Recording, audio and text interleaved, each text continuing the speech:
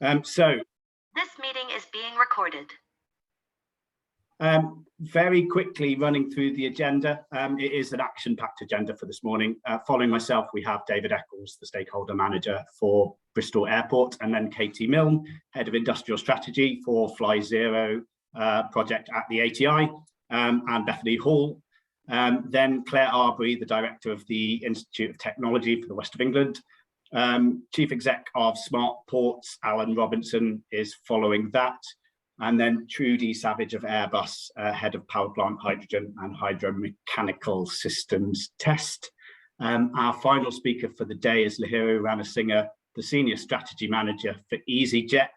And you will find out, at least by the end of the event, that we are running through the national picture, the regional picture, the skills needs, and then from infrastructure through manufacture and operations. So a real overview of every element of aerospace going forwards. I've mentioned keep the microphones off, please. Just another reminder, the Q&A session will be at the end. Please do add them. And if you'd like to ask a specific speaker, add that to the question as well. Next slide, please. So the first test of Slido. We are coming up to the second anniversary of lockdown and a number of events being in this format. So hopefully at least some of you are familiar with this. If you scan the QR code in your camera app or Google Lens, it should automatically give you the link where you just need to add your name, and then we can ask some questions throughout. If you can't do that, you can go to slido.com. You can put in hashtag #JetZeroSkills. If you are using Twitter as well, we are using the same hashtag, #JetZeroSkills, and please do tag any of us in there, Business West and co. Next slide, please. So this is our first test question. It is, what skills do you most need to bring into your business? We're just going to have a couple of minutes to give this a go. I've just seen that the team reminding everyone as well to log in via slido.com. But what skills do you need to most add to your business? I think personally, it's a little bit of more technical knowledge, particularly in aerospace and advanced engineering, but also the LSIP project is looking at health and social care, so some more knowledge in that. And then there is a little bit of problem solving. The reason why we're asking these questions is because we represent the local skills improvement plan. It's a once in a generation change to the way government are putting employers at the heart of education and training provision going forwards. I can see there's a number of questions coming through. Sorry, answers, not questions. So thanks very much. We can see that it's working. Engineering seems to be the top answer, but we've got green skills and digital marketing, innovation, etc. in there. And I'm going to cut this one short so that we can remain to time. Next slide, please. So without any further ado, I'd like to hand over to David. I'll leave it there. Thank you. Thank you, Matt, and good morning, everybody. I'm David Eccles from Bristol Airport. Next slide, please. And I'm going to build on what Matt was saying about providing a context by describing the Southwest Hydrogen Ecosystem Partnership, what we call SWEP, to you, and give you a bit of an overview of the context within which we're all operating at the moment in this region. Next one, please. So this is the SWEP vision. If I can just take a second to describe how Bristol Airport carbon neutral by 2030. We thought, what's coming next? Well, of course, hydrogen is. How can we prepare for that? We need to look broader than just Bristol Airport. We need to look broader than aviation. We need to look across the various sectors. So we made a few phone calls, and there were lots of other big organizations in the region who had similar ideas. And so we came up with this notion of the Southwest Hydrogen Ecosystem Partnership. And it's all around the infrastructure preparing for hydrogen for the future. based on the little catchy acronym of make it, move it, use it. So how are we going to generate the hydrogen? How are we going to store it and transport it? And what are the uses going to be? And we'll hear lots more about that from the various speakers this morning. But the key point is we wanted to look across sector, across the whole ecosystem, the whole value chain, and spot the opportunities that were coming up. Next one, please. And here are what we see as being the opportunities in this part of the world. This is, I'm sure, much of it very familiar to many of you, but the key point being that there's the opportunities into South Wales, east into Swindon, and all down that's happening along the M4, and then of course all down through the southwest down to Exeter, Devonport and beyond. There are opportunities in this part of the world for a lot of use, as well as the opportunities for replacing fossil fuels with hydrogen in the future.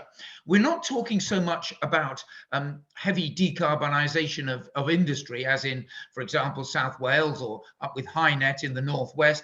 This is really an opportunity to contribute towards net zero by replacing fossil fuels within what we are doing already and evolving existing systems. So we have this mantra of think big, start small.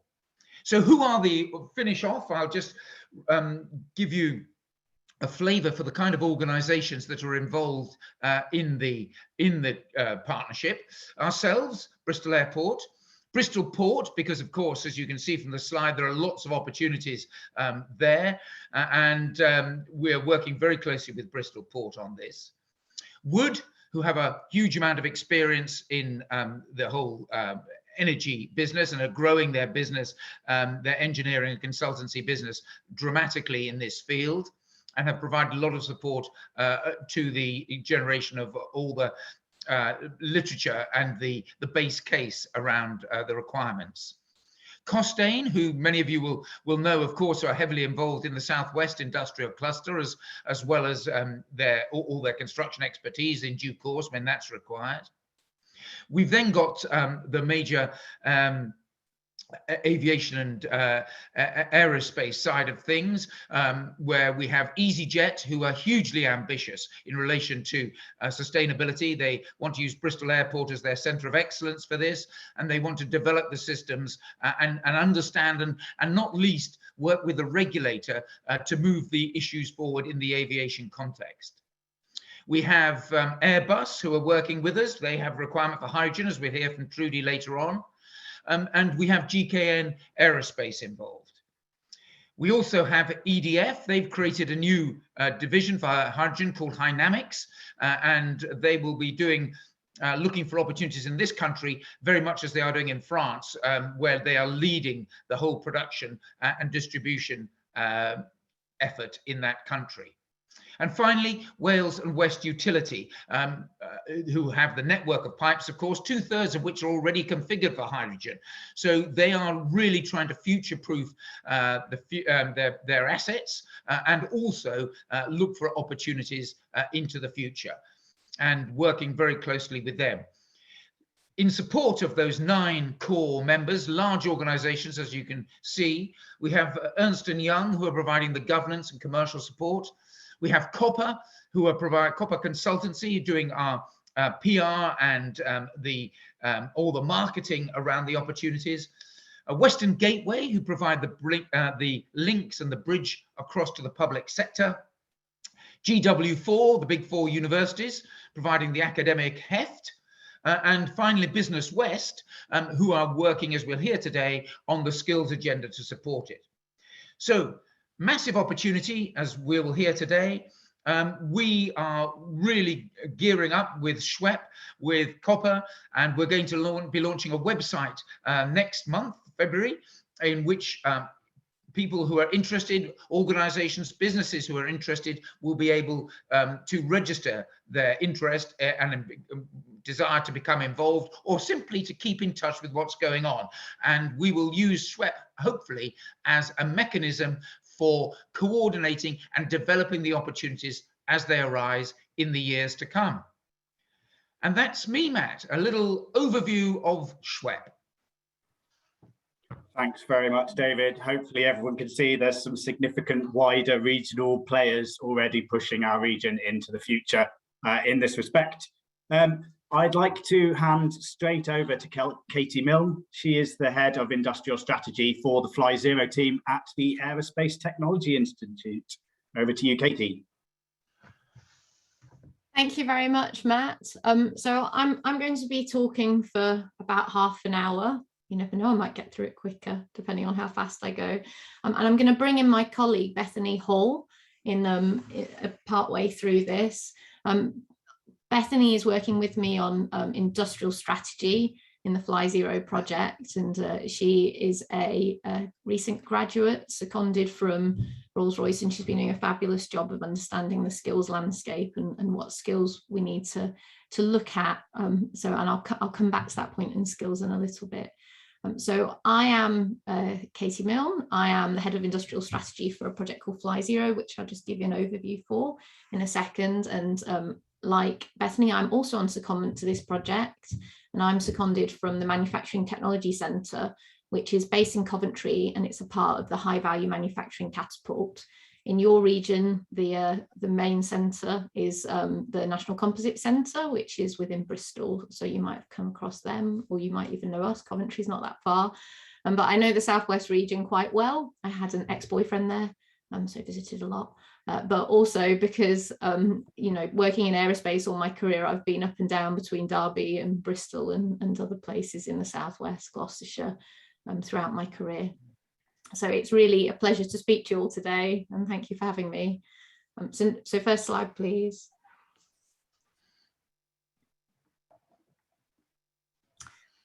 Okay, so in short, there is now a council called the Jet Zero Council, which you might have heard about in the press. It is made up of leading people from airlines, aerospace, and the energy sector. And it's quite high powered, you know, it includes CEOs and CTOs from different organisations in the UK. And it's also got the Secretary of State's on it for the Department for Business, Energy and Industrial Strategy, that's Kwasi Kwarteng, and the Department for Transport, which is Grant Shapps. So the aim of the Jet Zero Council is to deliver zero emission transatlantic flight within a generation. And you know, they've got two routes to delivering that. And one you could call a net zero route. I'll talk to you about that more in a minute, which uses basically sustainable aviation fuels. And the other is a zero emissions carbon route. And that's the one that FlyZero is pursuing at the moment. FlyZero is just a project. We're not a new organisation. So we're a project within the Aerospace Technology Institute. And the Aerospace Technology Institute is the UK's funding organisation and technology strategy organisation. So it works with UKRI to award grants of central government funding for research, development and R&D infrastructure as well. So things like the GKN's Global Technology Centre will have been part funded by the Aerospace Technology Institute. Skills is without the remit of the ATI. However, because in this project, FlyZero are taking this look at zero carbon flight and how we achieve it, we have looked at skills, but only in the sense of creating a demand trigger. So the ATI will not deliver skills going forward. They will deliver R&D programs. They'll fund companies to do R&D programs. And obviously that is a route to skills, which we might pick up again towards the end of the thing. But the ATI is really about technology strategy, about research and development. And we're raising a flag here to say skills are needed. So throughout the FlyZero project, the ATI, through the FlyZero project, the ATI has identified green liquid hydrogen can deliver zero emission transatlantic flight. And we believe that there's a transition that's about to happen, driven by the need to decarbonize aviation, which will create an opportunity. So in the future, there'll be a mixed fleet of kerosene-powered aircraft, battery electric aircraft, hydrogen-powered aircraft, and that it's an opportunity for the UK to win jobs. Other countries are moving really fast on this. Japan, Germany, not so much the USA, but South Korea. And if we don't move, France, sorry, I shouldn't have missed that, France. And if we don't move and hydrogen comes through, we'll be locked out of that future aerospace development. And in the long term, there is the potential, and we'll talk about that, for hydrogen to completely replace kerosene. So there'll be a fully decarbonised aviation route. And because it's becoming so, what's the word, socially unacceptable, I suppose, to emit carbon dioxide, and because we expect that trend to continue, there's a possibility that if we don't go down the hydrogen route, then instead aviation will begin to get demand suppression measures from governments, or that regulation will come in, as we've seen in the automotive sector. And that's been evidenced already. So a number of countries, including the United Kingdom, has now set targets for domestic aviation. So aviation that's in country to be net zero by a date. In the UK, the Department of Transport, in its Transport Decarbonisation Plan, has committed to domestic aviation in the UK being net zero by 2040. And then beyond that, you know, they're beginning to count aviation within the UK's climate budget. It wasn't counted previously, and progressively we expect to see regulation tightening. And so there's really an imperative, I think, for the aviation sector to move now and to decarbonise, especially because aeroplane development is not easy and it's going to take a long time. You know, so 2050 might feel a long time away to you. It's 28 years. Aerospace development cycles 10 to 15 years, and this is radical new technology. So we need to go. So next slide, please. Okay, so there was a pretty little banner on our slides, which came up earlier, but for some reason it's not there. So if you're wondering why there's a big white gap down the left-hand side, it's something to do with Zoom. So there's, as I said, there's these two routes to achieving net zero. So the first one is burning hydrogen or using hydrogen in a fuel cell. I've missed a route really, which I'll come back to in a second. So burning hydrogen or using hydrogen in a fuel cell.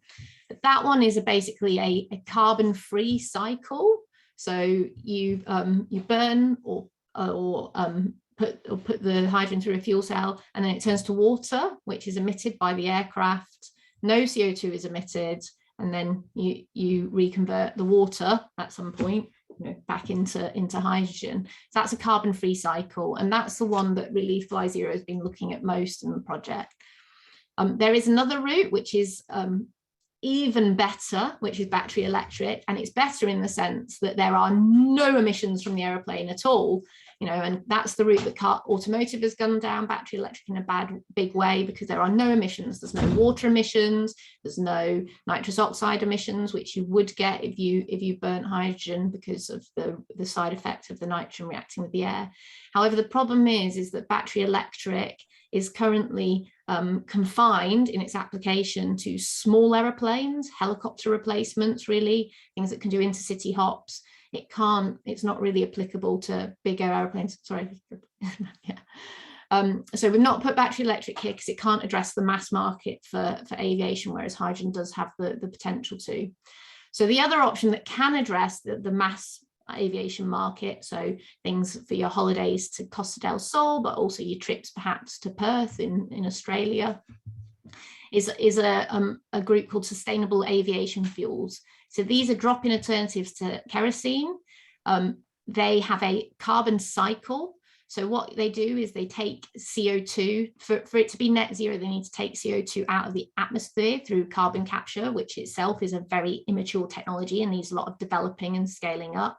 They combine it with things like biomasses or fat, like greases, lipids, fatty acids, and they turn it through processing into a, sorry, I'm getting that slightly wrong. I'm going to step back. There's many different routes for SAF. So some of them come from things like fatty acids, alcohol, sugars that they turn into alcohol, and they combine it with gases, and then they turn it into a hydrocarbon. There's also the last route, which I was confusing you all by talking about half at the same time, so sorry, which is power to liquid. Power to liquid is a route where they take the direct air carbon capture I was speaking about at the beginning. They take that out of the air and then they combine it with hydrogen and they turn it into a hydrocarbon. So the analysis that we've looked at from people around the world suggests that the only really scalable sustainable aviation route is this last one, power to liquid, but hydrogen itself is a feedstock for power to liquid. So whichever way you look, hydrogen's around the corner for aviation. It's an option to burn on the aircraft. It's an important feedstock for the most scalable option for sustainable aviation fuel. So hydrogen is highly likely to be part of the future of aviation unless we just accept that kerosene will be burnt and it will create CO2 emissions. Okay, next slide. I'm sorry for being a little bit confusing in the text. Got ahead of myself. So this slide just shows the phases of the FlyZero project. What we've done is we've brought together 100 experts from across industry and academia, mostly on secondment. Some have been direct recruits on fixed-term contracts. You can see the companies that we've all come from there. I'm from the High Value Manufacturing Catapult. And we started by assessing every possible zero carbon emission option. So we looked at things like, could you fly powered by solid hydrides? Could you fly powered by ammonia, a liquid ammonia? And then we down selected quite rapidly in the early stage. We just wanted to be exhaustive and check we weren't making assumptions. We down selected to hydrogen powered aircraft. We explored the potential of those hydrogen powered aircraft through these things called Scouts, which are the aeroplanes that you can see in the middle there. We created lots and lots of different aeroplane architectures and looked at, what is their commercial viability if we flew with this power propulsion system or that propulsion system. So just kind of really explored the boundaries. And now we're at the stage of down selecting. We've down selected into 3 concept vehicles. You'll see one of them a bit later.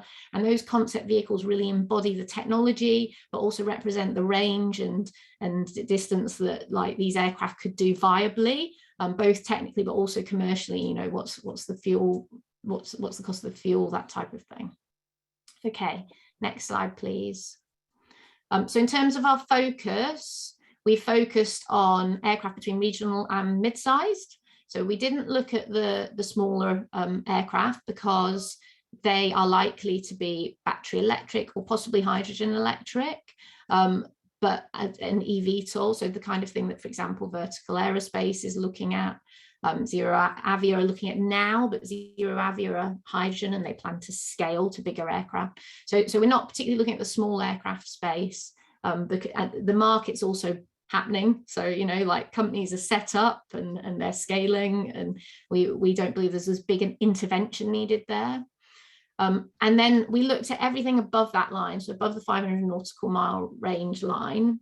But in our assessment, we found that the biggest aircraft that a pure hydrogen like system could go to is about a mid-size, and I'll show you some conclusions on that. Therefore, our conclusion is that to power the very long range aircraft and twin aisle aircraft, you'd have to go to sustainable aviation fuel. However, we believe that there is an option where you could fully decarbonize aviation, which I'll explain in a minute. Next slide, please. So we're coming to the end of the project. Bethany and I are very stressed out. We're writing reports, going through review loops, and the plan is that in kind of around March 2022, we'll publish our outputs. There's going to be in the order of 20 published documents and another 30 or so documents which you can apply for access to, and they will explain the concept aircraft, they'll explain the market and economic benefits, the sustainability benefits, technology roadmaps. So lots of content available for UK companies to help do things like understand how the future might develop, feed that into your strategy, also identify if you're a technology company what R&D is needed, and then begin to work with the Aerospace Technology Institute and other funding bodies to try and make that happen in the UK. And one of those outputs is going to be a paper on skills. And our hope is that that will be taken forward by different actors in the UK, this group potentially, the Aerospace Growth Partnership Skills Working Group, and that we'll get some urgent action on skills for hydrogen, because hydrogen's a big issue, and it's not just for aviation, but the aviation sector needs to begin to upskill. Next slide, please. So initial findings. Green liquid hydrogen, by green we mean it's being produced from renewables, can enable zero carbon emission flight to go anywhere in the world with just one stop, and I'll illustrate that on the next slide. Overcoming the challenge of liquid hydrogen gives us big challenges around thermal management, so heat exchangers in the propulsion systems and in the fuel system, cryogenic storage. For us to fly on hydrogen, it needs to be liquid, in its liquid state for us to store it in order to go big distances. That's a real issue. So how do we go to liquid hydrogen? And in terms of like UK capability, we have less than other countries in terms of cryogenics. Somehow we've lost that. I feel like we might have had it in the past. Countries who do have it are ones who have big chemical processing plant, who have space launch capability, you know, like around the NASA SLS rocket or the Ariane rocket. The UK has relatively little capability around cryogenics, and it's going to be essential for future fuel systems. And then aircraft fuel distribution and certification. So it's going to require like a massive national effort to make sure that as we go through this transition over the coming years, that we build our capabilities so we don't lose our market share or get locked out. I'm just going to pause and talk about timing. So we see broadly that there's two major architectures. One is hydrogen electric. So that is a hydrogen fuel cell powering an electric motor. That is most applicable to smaller aircraft. So perhaps up to regional aircraft, you know, like a 70, 80, 90 seater type aircraft. Perhaps it could potentially be pushed there. So that powertrain solution is already in proof of concept on very small aircraft, sub 19 seater. But there's a lot of technical challenges to scale. So we're likely to see small aircraft, sub 19 seats, with that powertrain solution in the relatively near term. So come to market potentially in the late 2020s. But for the bigger aircraft, longer term, so into the 2030s. You then have another route, which is a hydrogen gas turbine powered aircraft. So that's where you burn hydrogen on the gas turbine. It's a different architecture. It would use modified versions of existing jet engines. And that is applicable for all aircraft sizes up to the mid-size. So you could have a regional aircraft, a narrow body aircraft, a mid-size aircraft. And that one, we think people basically have only just started. So Airbus has started, Safran and GE have started looking at hydrogen compatible jet engines in their RISE project, but it's only just started. So we're not expecting that to come through until kind of the mid 2030s. If we're aggressive, you know, like globally aggressive on it and ambitious, we could pull it forward a bit, but mid 2030s for that timeline. So those dates that I've just talked about are entry into service dates, but the R&D, research and development, prototyping, proof of concepts, that all needs to be happening right now, moving rapidly into, you know, flight test as early as possible. To do this level of technology change, we're going to need like early testing. So the UK's got to act now to avoid being locked out. We need to accelerate UK and global aircraft development. We need to develop liquid hydrogen fuel supply in parallel, and we need to develop airport infrastructure in parallel. And it's an international industry. We can't do it on our own, so we need international collaboration. Next slide, please. Okay, so this slide is meant to illustrate a route to fully decarbonising aviation at the tailpipe. So we believe that the largest hydrogen aircraft, if it was storing liquid fuel that would be kind of commercially valuable, is probably a mid-size one. And you can get aircraft smaller than that size, you know, so you could cover everything up to a mid-size. All aircraft up to this mid-size could be replaced by a non-CO2 emitting aircraft.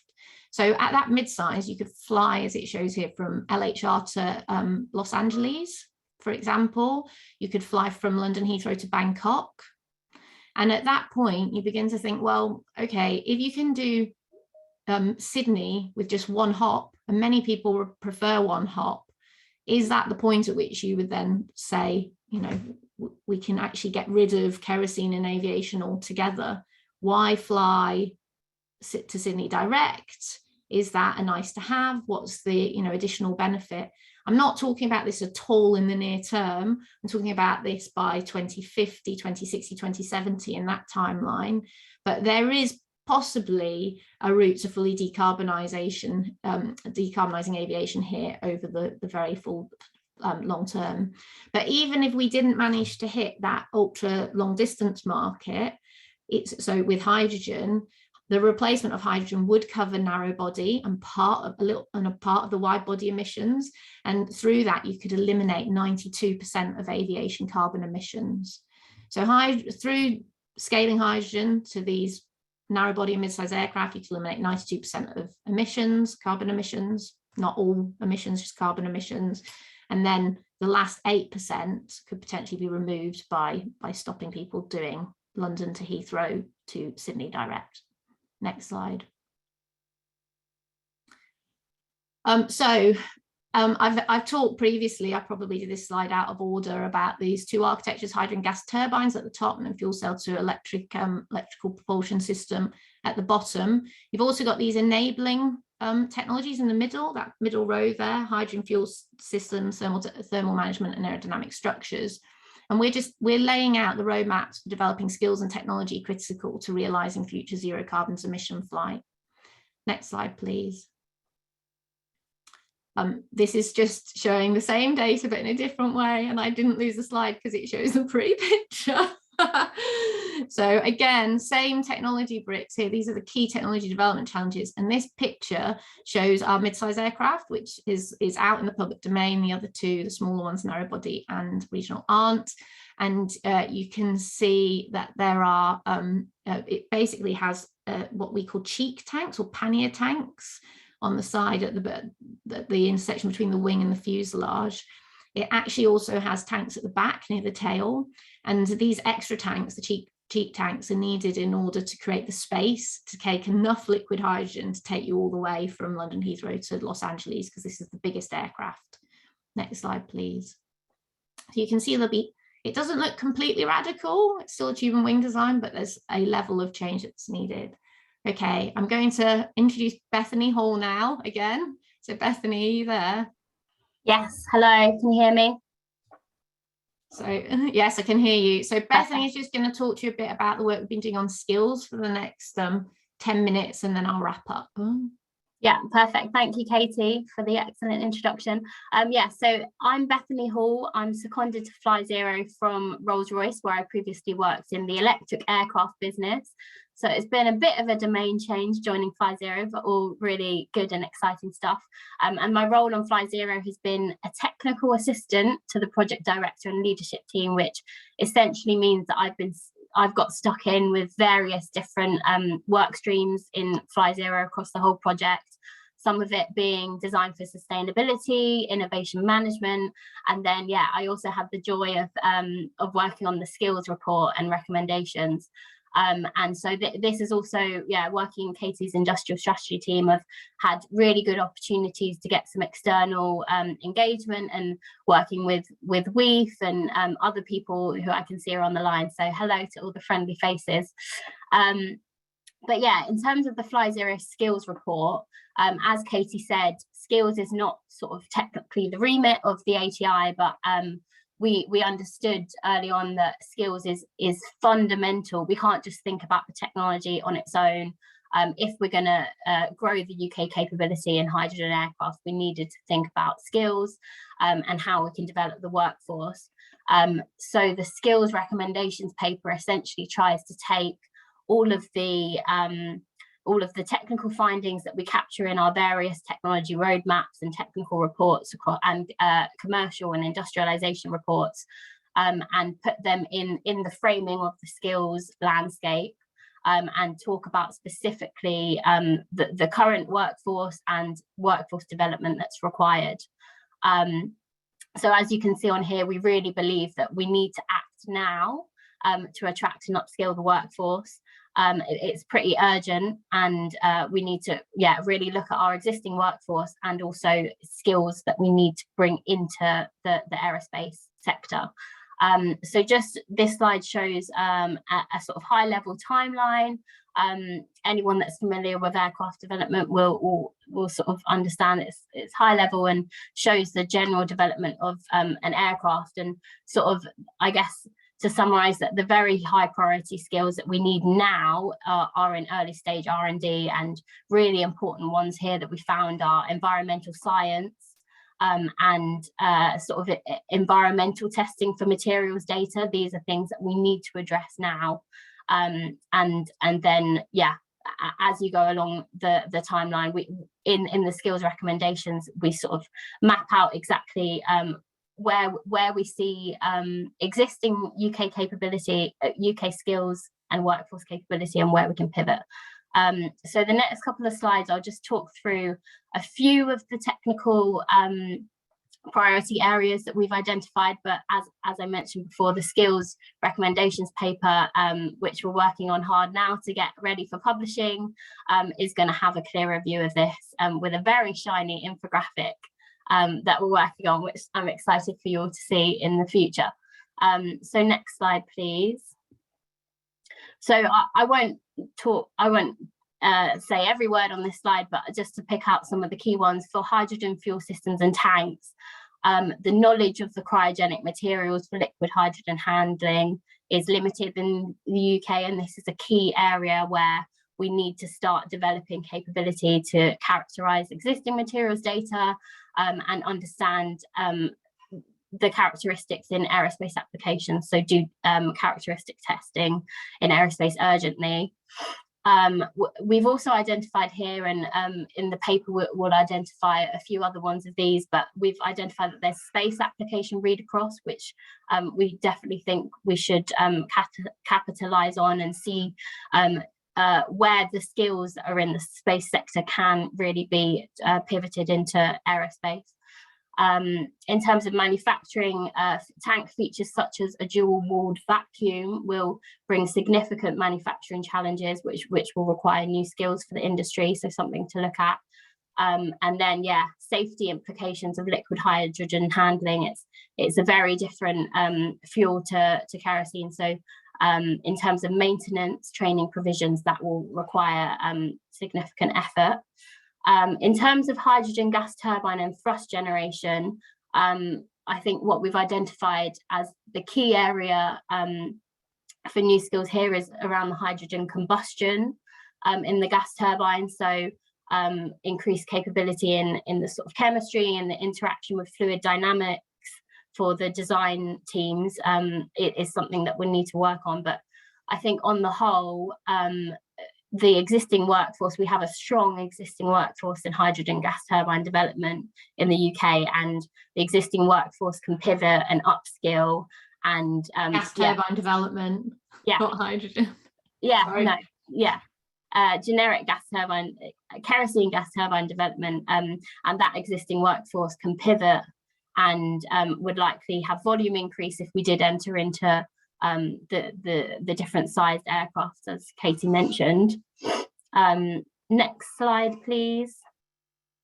So the final one I wanted to highlight with significant skills impact is the hydrogen fuel cells and the associated electrical propulsion systems for this. So particular novel areas here include superconductivity, which is a really big opportunity when moving to liquid hydrogen fuel, but then also high temperature PEM fuel cells and rare earth magnetic materials for the electrical machines. So these are all sort of very particularly novel technology areas that will require new skills. But generically for this technology brick, the electrical system design training that we have in the UK is pretty good, but demand outstrips supply. So you see that across multiple sectors. And training courses and provisions will need to sort of encompass fuel cell design and also future electrical technologies within the existing skills provisions that exist today. And then, yeah, finally, I think to pull out on aircraft maintenance, fuel cell and electrical systems, this is sort of, it doesn't exist at large today, so significant new training provisions will be needed for the maintenance. workforce. So if I could just go to the next slide, please. So in terms of the recommendations, just a few key ones that I want to pull out here. So as mentioned, the FlyZero skills paper is going to be published in the spring, so hopefully that will be in March. And I think our main recommendation is really that skills foresighting on the priority gaps that we do indicate needs to happen urgently, and we'll be signposting to the priority areas where this should be done more quickly, but also looking at the longer term areas that needs skills foresighting.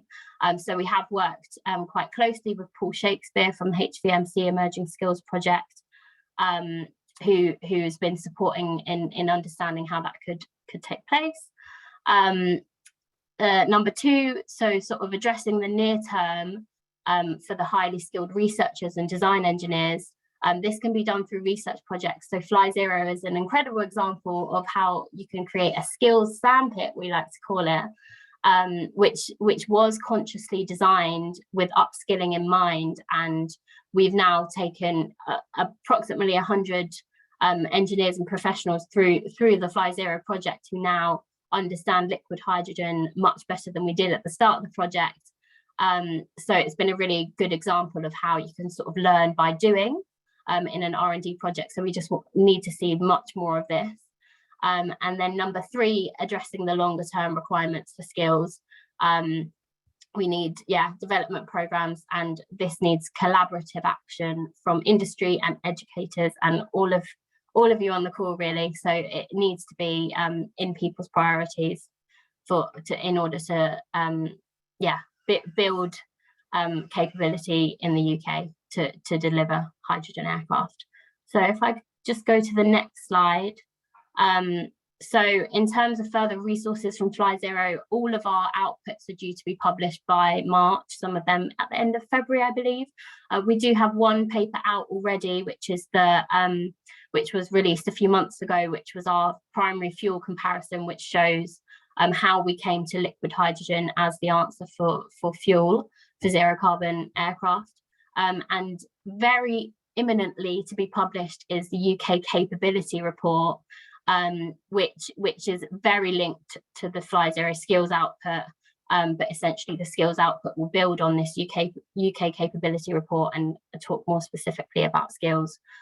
So yeah, watch this space for when they'll be published, and get in touch if you want more information. But I'll just hand back to Katy to wrap up, and I think we're just right on time. Yeah, thanks very much, Bethany. I don't really have much to add. I think somebody asked a brilliant question in the chat. They said, you know, what should our next steps be on decarbonisation of aviation? I think there's something to be done about balancing real urgency and action around R&D and development, and if it's battery electric, so for vertical aerospace, you know, they're like, I'll take a step back. What I'm trying to say is these different aircraft architectures, so battery electric, which we didn't look at so much in FlyZero, but it's happening, hydrogen electric and hydrogen gas turbine, they're happening on different time scales. And I think it's important that we understand those timescales and then understand what capability and skills the UK needs to develop really quickly. And as individual businesses or organisations, having a continual watch on that and then deciding how it affects your strategy, who you network with for sales and future opportunities, I think is kind of the thing to do now. Other countries are really ahead. You know, it freaks me out. Like if you look at kind of the level of activity, especially in France, Germany and Japan at the moment, the UK is behind, but we have a brilliant aerospace community, you know, and so I just really, and aviation community, I just really feel like, you know, we can do our classic British thing going, okay, and then moving big time. So, but it's got to happen, and it's got to happen now. So thank you very much, everybody. Thank you very much, Katy and Bethany. That was a fantastic overview of how the sector's moving towards the use of hydrogen and the imminent and urgent skills need we will all need to consider in our businesses going forwards.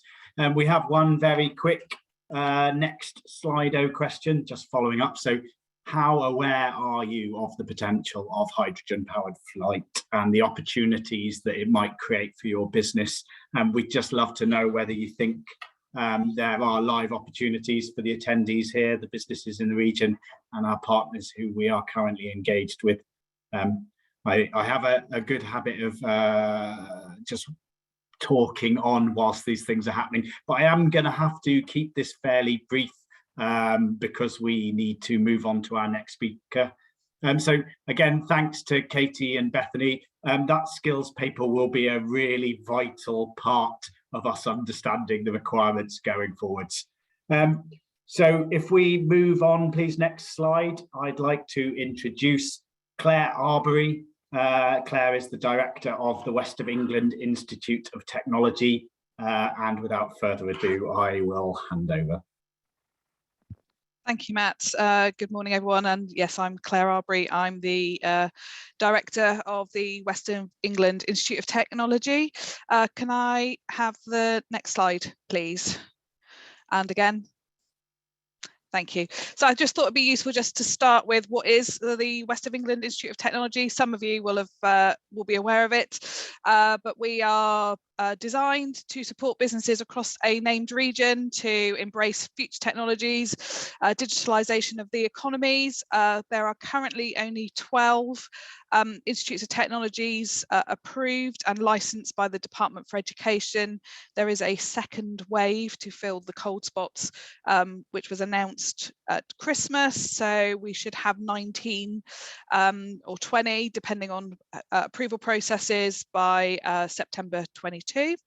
And it's all about working in partnership between research, skills, employers and academia to be able to bring that talent for tomorrow by upskilling, retraining or bringing new people into your workforce. And it's supporting employers to skill in the sort of level 4 to level 6, so the post A-level pre-degree kind of operational space. Next slide, please. So the West of England Institute of Technology kind of spans from Gloucestershire in the north down to Yeovil, Somerset in the south, across to Bath, and Western College is the lead partner for this and holds the license from the Department for Education. And UE Bristol is the HE partner that supports the activity. We are very fortunate that we have a wide range of employers that support the Institute of Technology, and as you can see, we've got quite a strong aerospace representation within our board, and we're really fortunate that we've got the National Composite Centre as an HVMC catapult supporting that, so we're really well placed to be able to respond to the skills and the challenges that the current climate has afforded us. So next slide, please. So why were IoTs brought into fruition? Really, it was that we need to adapt, and that's what the government's strategy was, that we only have about 1 in 10 people that have that qualification at level 4, level 5. Old engineers will know those as higher national certificates or higher national diplomas, kind of that that space, and we're not as productive as other international competitors, and our systems don't work well enough for people to understand what education is all about and for employers to get what they really want out of the system. So that is why the government decided to invest in the Institutes of Technology. Next slide, please. But we also took the view from the sector of what they think we needed to adapt as part of that. And their feedback to us has been that education's great, but it's really complex and confusing. We're more driven by the rules of funding than what people need. We need to modernise some of the skill sets for some of the provisions, and obviously we've been talking about that a lot today with hydrogen and how skills may need to adapt for different roles and different capabilities. You know, people loading kerosene into a plane is very different to people loading liquid hydrogen into a plane, so we need to update those kind of skills. We need to do more to promote careers in schools. We talk a lot about courses and not careers. And there is a fixation in some parts of the UK economy that graduates are the only way to get higher paid careers, and that only graduates will do for some routes. And actually that isn't the case. There is opportunities for people to come in and upskill and train and get to those higher paid routes. It may take a little longer, but they are still as capable as those that go in with a degree. And we're all about talking careers, not courses, when we're doing our work and our support with widening participation and trying to get those that may not normally have engaged with this kind of landscape to come and engage with us. But we're talking more about the careers and how you can develop yourself. Next slide, please. So I've decided to throw my Slido in the middle of my presentation just for a bit of mixing it up. So it'd be really interesting to hear from you all in a couple of minutes. What's your preferred method for a learning environment, whether you'd like to have it in your workplace, whether it's online, whether it's in your own time, hybrid, flexible, anything else that you want to chuck in there. So we've got one vote for in a provider's office. We'll just let this run for a couple of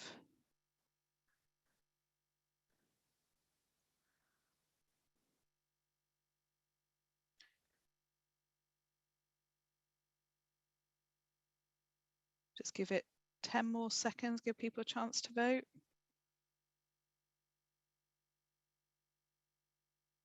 Great, I think that's probably everybody voted, which is really interesting and kind of what I was expecting, because we have been trying to run courses online during the pandemic, and while there has been some uptake, some of the other ones that have been face-to-face have proved more popular for recruitment when we've been allowed to deliver them under restrictions.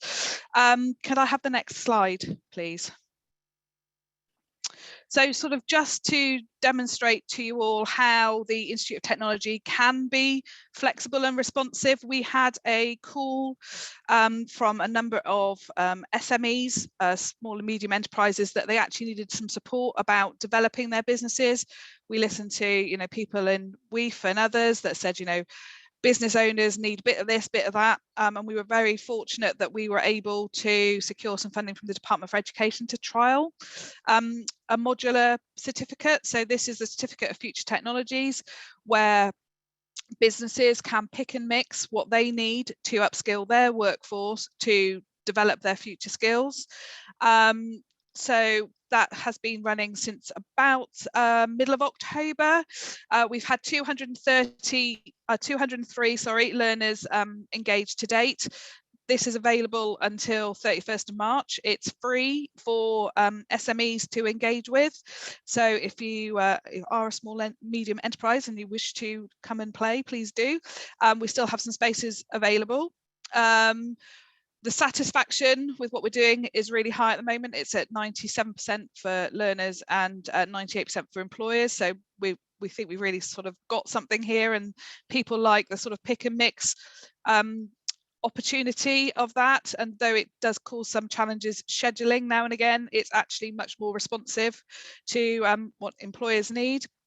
And we've been really fortunate that we've been able to get in further investment into the Institute of Technology to support engagement and widening participation. So that's getting non-traditional learners, non-traditional people into industry, and supporting that engagement in careers. And there are a couple of skills expos happening around the sort of wider region in February. So I would also ask if you'd like to pop in and share your knowledge, you're more than welcome. So, the IoT can respond quite rapidly to that kind of skills agenda when called upon. Next slide, please. So for us, it's about building talent pipelines. So clear information on what the routeways are. We kind of like the no wrong way in. You can get there. It doesn't matter where you start. We'll help you build and scaffold to get where you need to be. We're looking at how we encourage different entrants, new staff to look at different professions, how people can move across sectors. I've certainly been having some conversations with some of my engineering employers about how they attract the creative and the arts in, as they have a kind of slightly different way of thinking about things, and actually how that adds better value to their business. But we have to have employers involved to make sure that works. Otherwise, we've got nothing to support that. It's just our opinion. So we need employers to be supportive. We're really lucky that we've got our anchor employers, but we're not just there for them. We're there for the whole region, and the IoT is here to help where we can. Next slide, please. And that's it. So thank you very much for your time. My contact details are there and in the chat, so please do reach out if there's anything that we can help you with. Thanks very much, Claire. And if you haven't looked at those certificates of future technology, they are a wonderful, flexible and truly worthwhile opportunity to upskill your staff in a way that will work for both the business and the employee. And we in the LSIP team are working hand in hand with the Institute of Technology to help shape future provision. On that note, I'd like to hand over to Alan Robinson, the Chief Exec of Smart Ports. He is going to give you an overview of what Smart Ports is doing, what they intend to do, and how the changing landscape will affect their growth. Over to you, Alan. Still on mute, Alan. Thank you, Matt. And I always find it interesting. I'm actually the CEO of the Smart Ports Group, and Smart Ports Systems is just one part of that. Can we go on to the first slide? Great. Okay. Listening to the previous speakers, you know, I have a feel that Matt's asked me to be here as the sort of contrarian speaker. You know, we're here ultimately to progress the pressing need for skills in the Southwest region. And you know, as I listened to this and the meeting we were in yesterday, my caution is we're getting sucked into a very narrow band with the aerospace liquid hydrogen argument. And I don't want to be the naysayer, but, you know, I have been involved in disruptive technologies for a long time, 35 years or so, and I can see some signals of things that, as British, we are very technically orientated and not necessarily very commercially orientated. And so I'm going to sort of strike a few cautions here. So Smart Ports, if we can go on to the next slide, please. Smart Ports and the group has actually been around for about 35 years, but we started down dealing with sustainable aviation fuels back in 2009 when Airport Council International created the Airport Carbon Accreditation Scheme in response to the EU ETS and the Kyoto Accord. And that's really where the birth of SAF fuels started, with the development of the first standards back, ASM standards back in CAFE, which we were part of back in 2009, was the first renewable jet fuel standards for 20 years.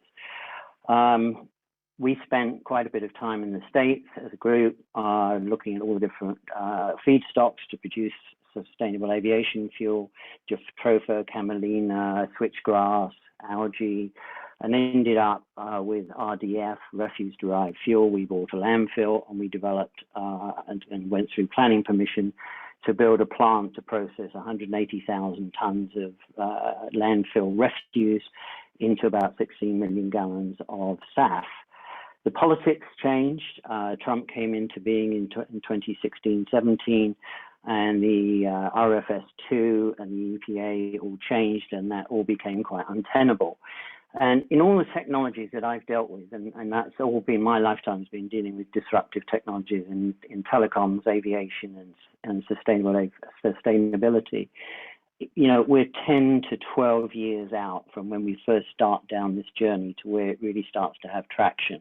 And that's the case right now with SAF. You know, SAF is becoming very popular and looked at, but it started 12 years ago and has gone through some really dire times to get where it is today.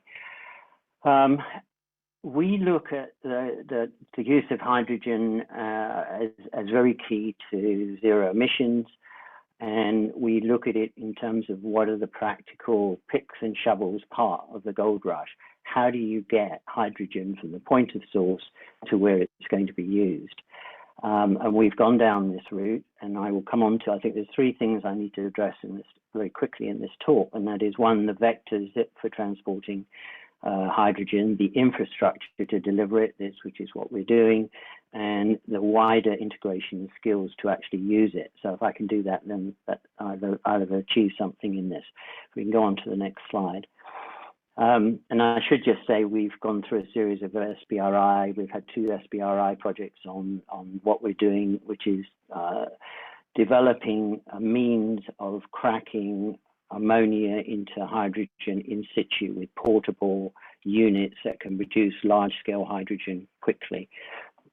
And that seems very controversial in the sense that every slide that we've seen from FlyZero talks about liquid cryogenic hydrogen, and we're very focused for the aviation industry, but liquid cryogenic hydrogen may not be appropriate for other uses in transport.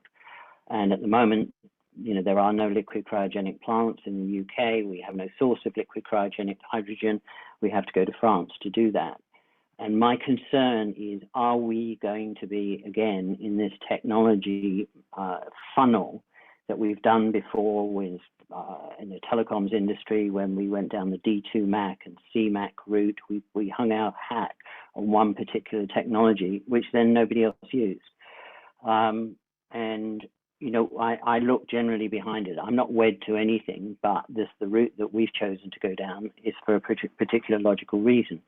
So if you're producing hydrogen, what are you producing it from? If you're producing it from the UK grid by electrolysis, it's not particularly clean at the moment, but and our power costs are very high. If you're producing it from offshore wind and solar, where it's an all-natural production, you've got to move it from that source. Whether it's on a platform out in the North Sea or somewhere else, you've got to move that hydrogen from the point of source to where it's used. Small nuclear reactors of the future may take that source of hydrogen much closer to the end user. Importation of energy from places like Middle East, North Africa, Asia, and Australia, where production cost of hydrogen is dramatically less than it is in the Northern Hemisphere. What is the method that they're going to move their hydrogen in large quantities from where they produce it to where it gets used? So you look at the common vectors: compressed gas, cryogenic liquid hydrogen at minus 253 degrees, LOHCs, which is a liquid organic carrier, but you have to return it back to source, and ammonia and H3. Next slide, please. So right now, the world uses about 16% energy, is energy and electricity, and about 84% in fossil fuels. In the UK, we're about 22% electricity and 78% in fossil fuels, and we import 50% of our energy. It is likely that we're going to be importing energy for a long time to come. I know it's not the government policy, but the reality is we probably are. And if you look at the economics of the production of clean hydrogen from solar and from wind, you can see just from this diagram that the majority of that does not lie where we are, but lies in the countries in the middle bands there: the Middle East, Saudi Arabia, Asia, Australia, South America. Next slide, please. So the preferred carrier for importation for all of these large projects is in fact ammonia. There's a small amount is in liquid hydrogen at the moment, and from Perth going over to Japan. But in terms of what's commonly available, most of these projects are looking at moving their energy by liquid hydrogen. The reason being, it carries more, you carry more hydrogen in liquid ammonia than you can actually in liquid hydrogen. The distribution chain is well known. It's been around for 100 years, and ammonia is the second largest traded chemical in the world today. Next slide.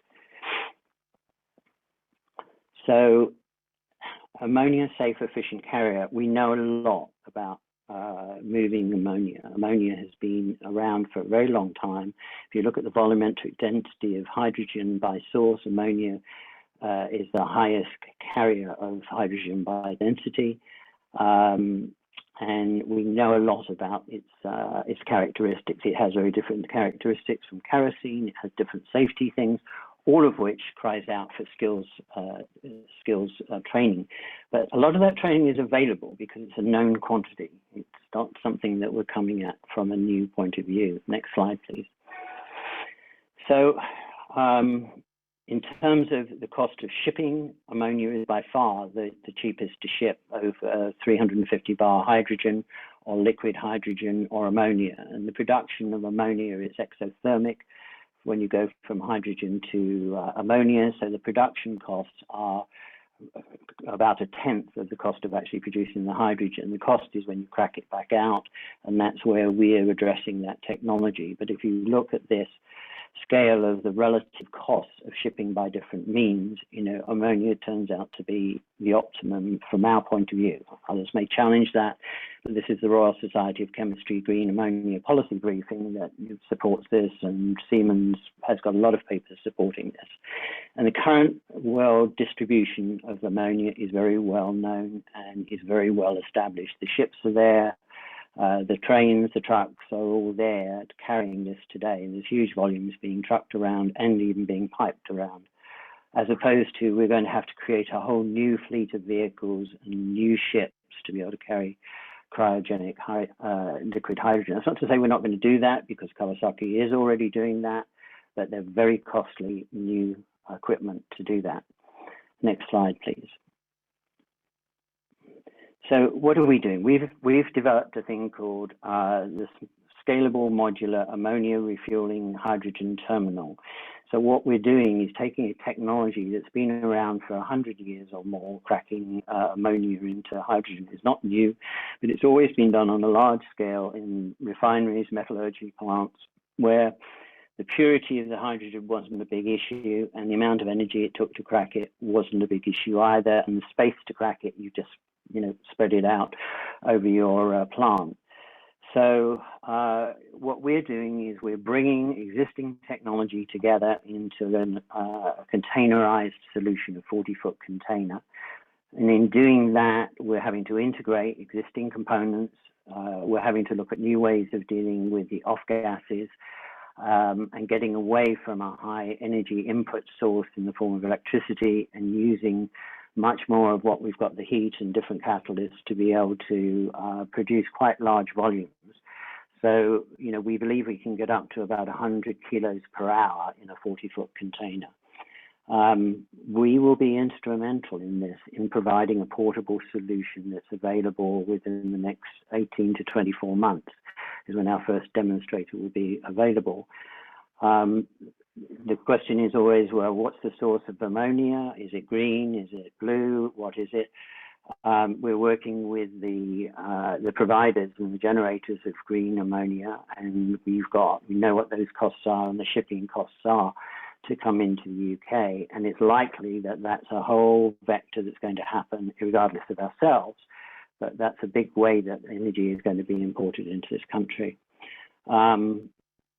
When we start to look at the wider field, maritime users, they're looking at ammonia both to be a combustible fuel in supertankers and in the short sea containerized vessels, where for 45 hours of sailing and 10 hours of cold harboring, you'd have to take up a third of the vessel in batteries. We can put a single 40-foot cracker, a T50 container of ammonia and a fuel cell on there, and provide a power system to do that. So for that mid-range marine, this is a very ideal solution, where they don't have to deal with it. You lift it on, lift it off if you need to maintain it. So it's particularly good for the autonomous marine sector that is developing. At airports where they're not sure how quickly the take-up, whenever aircraft are going to start using hydrogen, they're very covetous about giving up land that could go to other revenue production. So being able to have a unit that's portable, that we can put it in, and if it doesn't work, we can take it out, or we can expand it if the use for other revenue sources. And by that I mean external ground vehicles, buses, taxis, cars, or HDVs that come. So it offers another form of revenue to an airport. Next slide, please. So our smart ecosystem, you import the feedstock, we take it to a containerized smart scalar ammonia hydrogen cracking refueling terminal. We can refuel ground vehicles from that at 350 bar or 750 bar, and we can provide fueling for airplanes, principally compressed gas or It won't be liquid hydrogen, but it will be for things like Zero Avia, who are not looking at liquid hydrogen. Next slide, please. I'm conscious of the time, Matt. So this is the first unit that's using existing equipment and how we can get it into a container to produce 10 kilos an hour. This is what's in process at the moment. That demonstrator is planned to go into Gloucester Airport in about 18 months to 2 years' time. We've been dealing with the CAA on this for the last year. So we've looked at underground solutions, above ground solutions. The question is always, how do you deal with ammonia? Is it dangerous from the safety aspects to deal with that? Next slide, please. One of the advantages we're looking at with Gloucester Airport is different locations, whether we put it between the runways, how much time it's going to take. Are we going to have to do combined hydrogen and power refueling? At the bottom picture, you can see we've got a site, a 5-acre site that's right on the A40 and next to the M5. So the airport is looking at both fueling on airport and the ability to create essentially a service truck stop for HGV. And Gloucester Council are quite interested about how this meets their whole climate program. Next slide, please. Okay, wider applications. We're working with the rail industry, who are very much looking at how they're going to provide 100 to 300 kilos a day to 60 trains at their depots. I've talked a little bit about shipping. Next slide, please, because we're about to run out of time. A number of applications, I'm sure you're all aware of what's going on with lorries, public transport. The construction industry is looking at things like JCB, are looking at hydrogen in combustion, and our cracker will produce fuel grade hydrogen, but it will also, obviously, if you've got fuel grade hydrogen, then the lesser requirements to go into a JCB or combustion engine, the marine side of it. So we're seeing all of these developments that we're working with. Next slide, please. And one of the questions comes up, you know, we're dealing today with a specific industry, but it stretches much wider.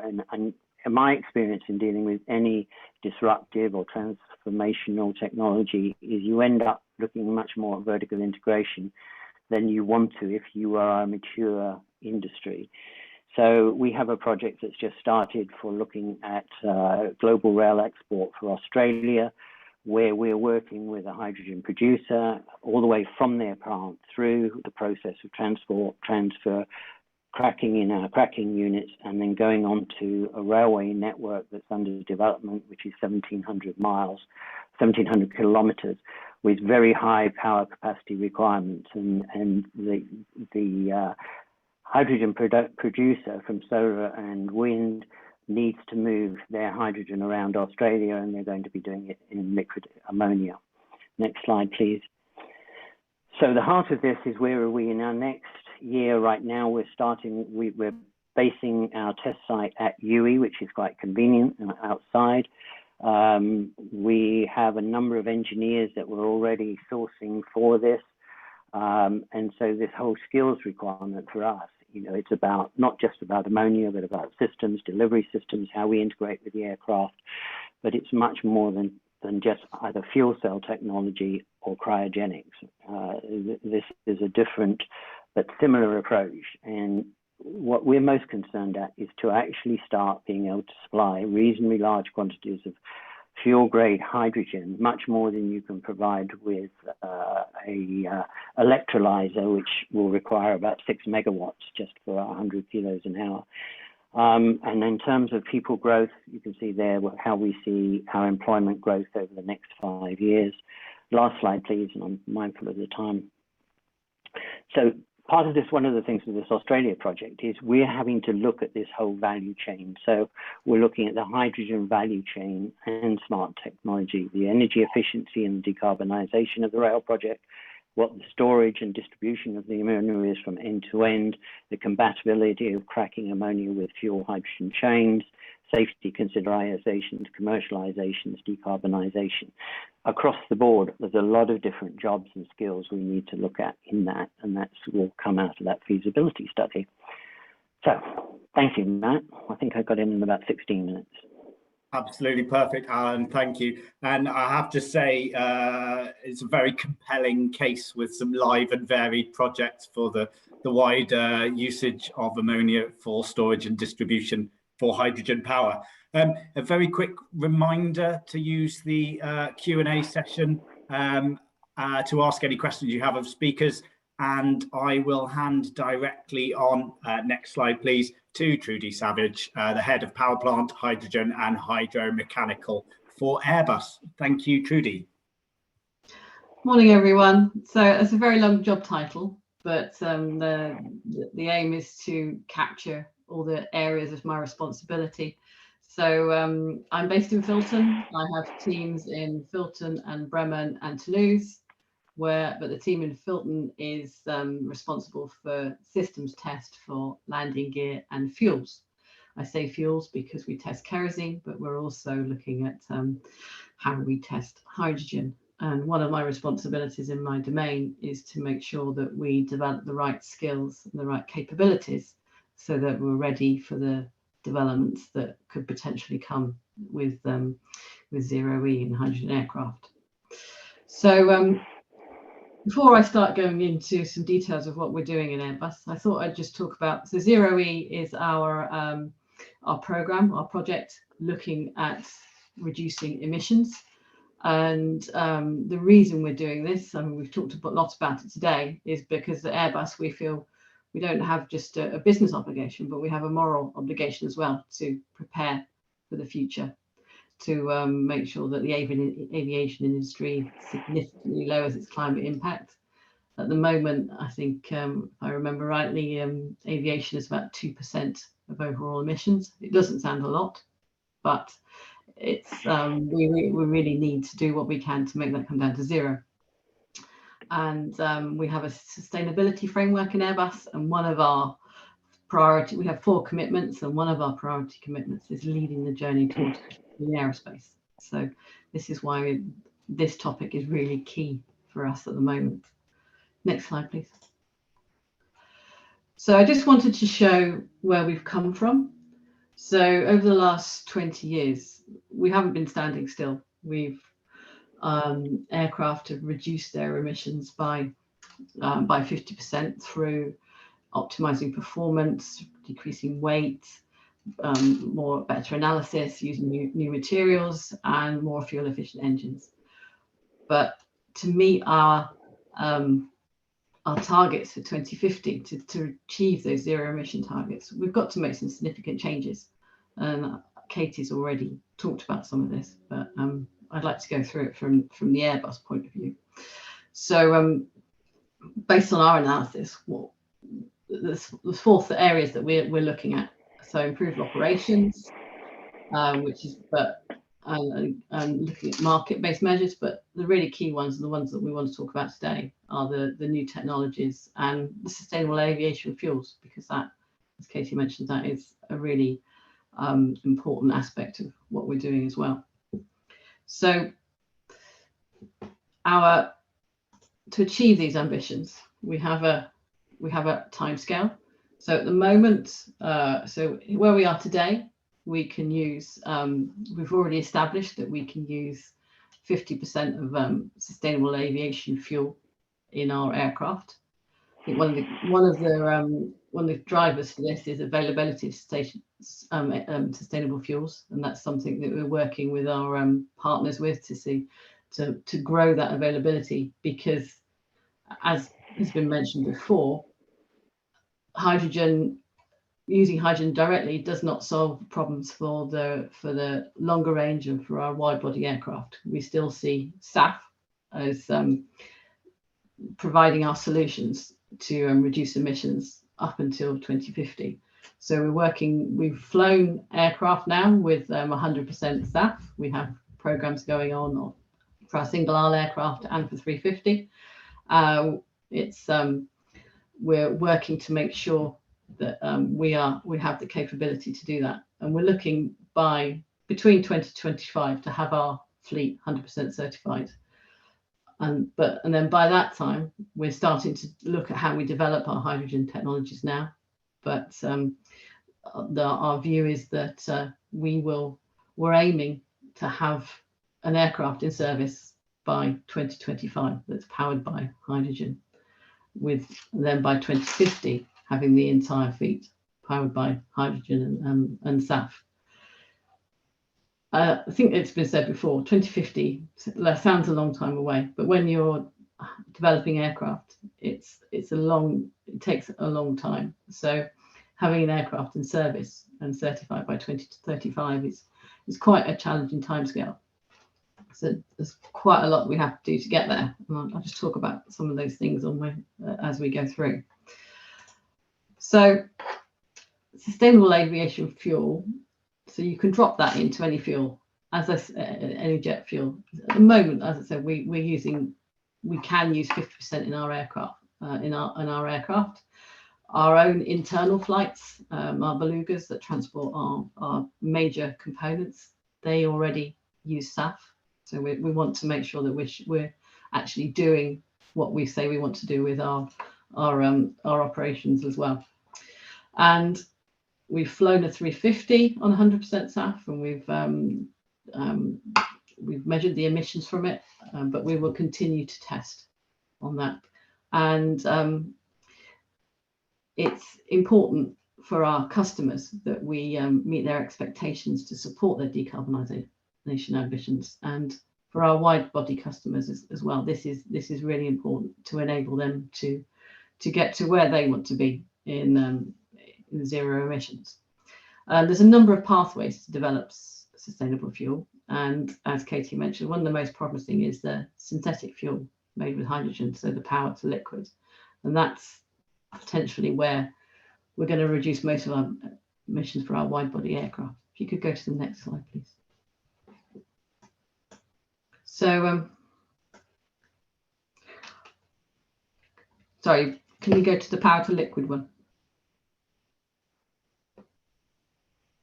I didn't realise you hadn't changed. Keep going forward. Next one. Keep going. There we go. So it's important that we use green hydrogen, and I think from what Alan has said, you understand the issues of generating that hydrogen, but it's and that's something that we're working with, is to look at the whole ecosystem and see how we can get the fuel for our aircraft. We're looking at a number of technologies, so the power to liquid, combustion, and also hydrogen fuel cells, because at the moment we don't know enough about them. We need to develop our knowledge, and we need to work to see what the best combination of those is going to be for our aircraft. But we're not starting from scratch. We're looking at the technologies already used in automotive and space and applying them to commercial aviation. Airbus has its space division, and they have a lot of experience in using cryogenics, and we're looking at how we transfer that across. Within the UK, in Filton, we're focusing on storage and distribution, but in our other divisions, they're looking at fuel cells and also at the combustion. I think the key thing to recognise about this is that though the power, the energy per mass is greater than jet fuel, I think, as Katie alluded to, the volume of that hydrogen is much greater, and so this could have an impact on what the future aircraft would look like, to make sure that we can accommodate hydrogen storage that's going to be much bulkier than the existing fuel tanks. So if you could go to the next slide.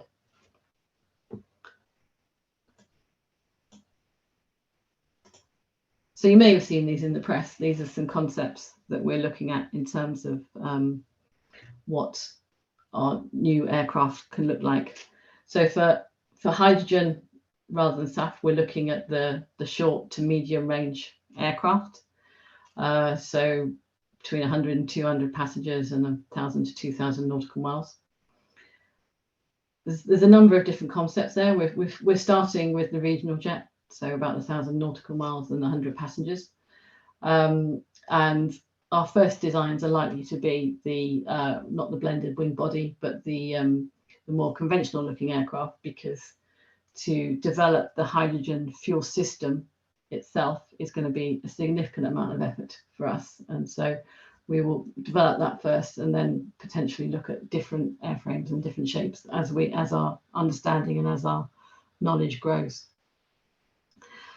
So if you can have the next slide, please.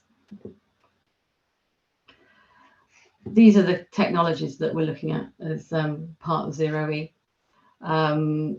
The hydrogen combustion turbine, the feasibility has already been demonstrated since the 1950s, but we really need to develop that technology for commercial applications. We need to make sure that we have the right of the operational reliability that our customers need, as well as developing the understanding of what it means in terms of reliability.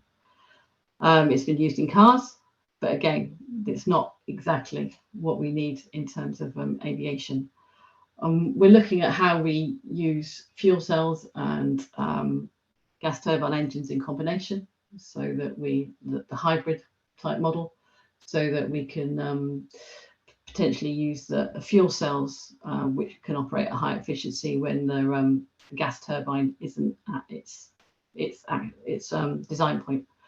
And we have a big project going on in our Hamburg facility, looking at fuel cells and how we can use that further. Next slide, please. So David, in his slides, he talked about the hub that's being built by Bristol Airports, but and Airbus is part of that. And it's really important that Airbus is part of developing the infrastructure for this for hydrogen, because we can't operate, our airplanes won't be able to operate without that infrastructure in place. So locally we're talking to British Aerospace,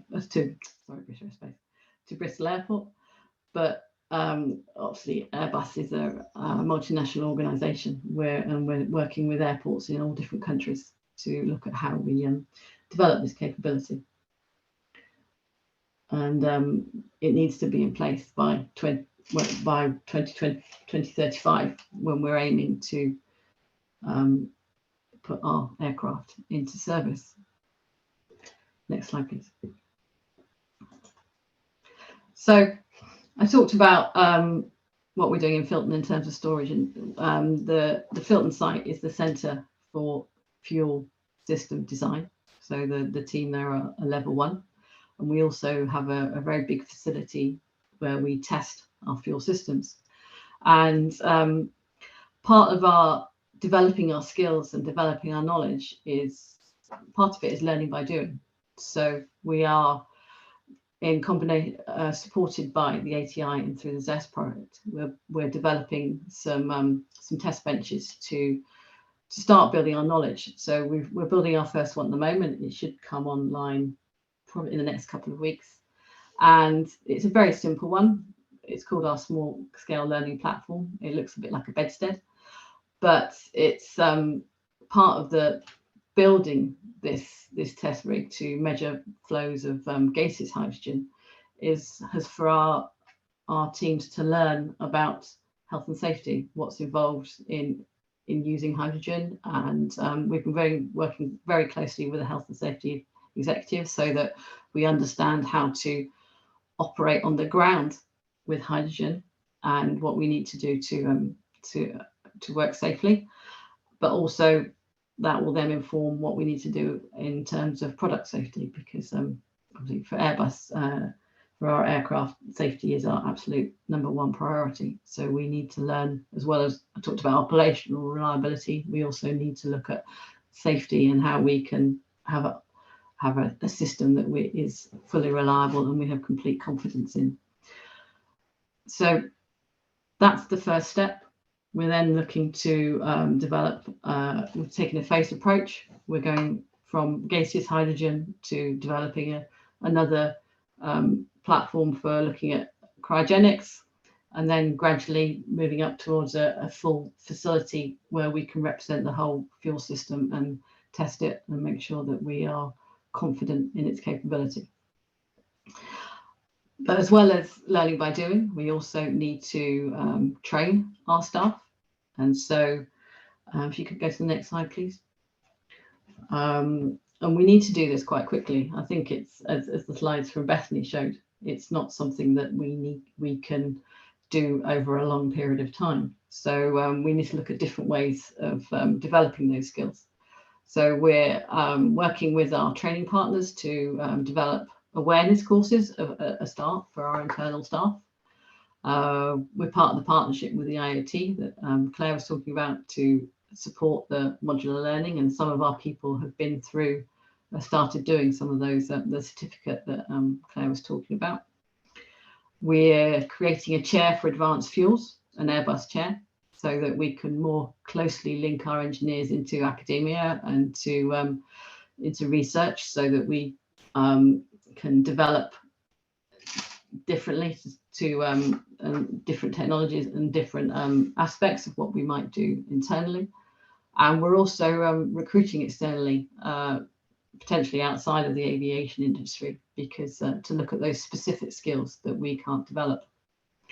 And we're also encouraging our supply chain to develop with us, because we're not going to be able to do this on our own. We need the support from all of our partners, and potentially some new ones, to help us resource everything that we need to do to deliver this a successful Zero E program. So I think that's my main message is Airbus is fully aware that we can't do this on our own. So we need to work with everyone around us to make sure that we can develop a successful aircraft and that it flies in 2035. So thank you very much for listening. Thanks, Trudie. And yeah, so vital to bring staff and supply chain and partners all along with the journey and ensure we all know what will be required of us. Before I introduce Lahiru Ranasinghe, it's just a quick reminder that the Q&A session will come at the end. The function is live, and we will be sharing video and content following the event if you haven't managed to keep up with everything. So without further ado, Lahiru is the Senior Strategy Manager for Easyjet, and over to you. Thank you very much, Matt, and good morning, everyone. So, as you said, I work in the strategy team at Easyjet, and I have been kicking around the airline industry for a little while, but I did start my career as an engineer at Filton, so it's nice to be back in spirit, if not actually in person. So I've been given the honor of doing the last speech of the session, at which point you might be close to being hydrogened out. But what's important here is that I'll be talking from the point of view of, well, from the demand point of view for hydrogen from an end user's point. And we're simple folk. We want to be able to buy and use the aircraft and the fuel, and be able to do it in a way that we can still make money off it. So without further ado, next slide, please. So I'm going to tell a bit of a story about how we came to the conclusion that hydrogen is the way forward, and how we are aiming to use it.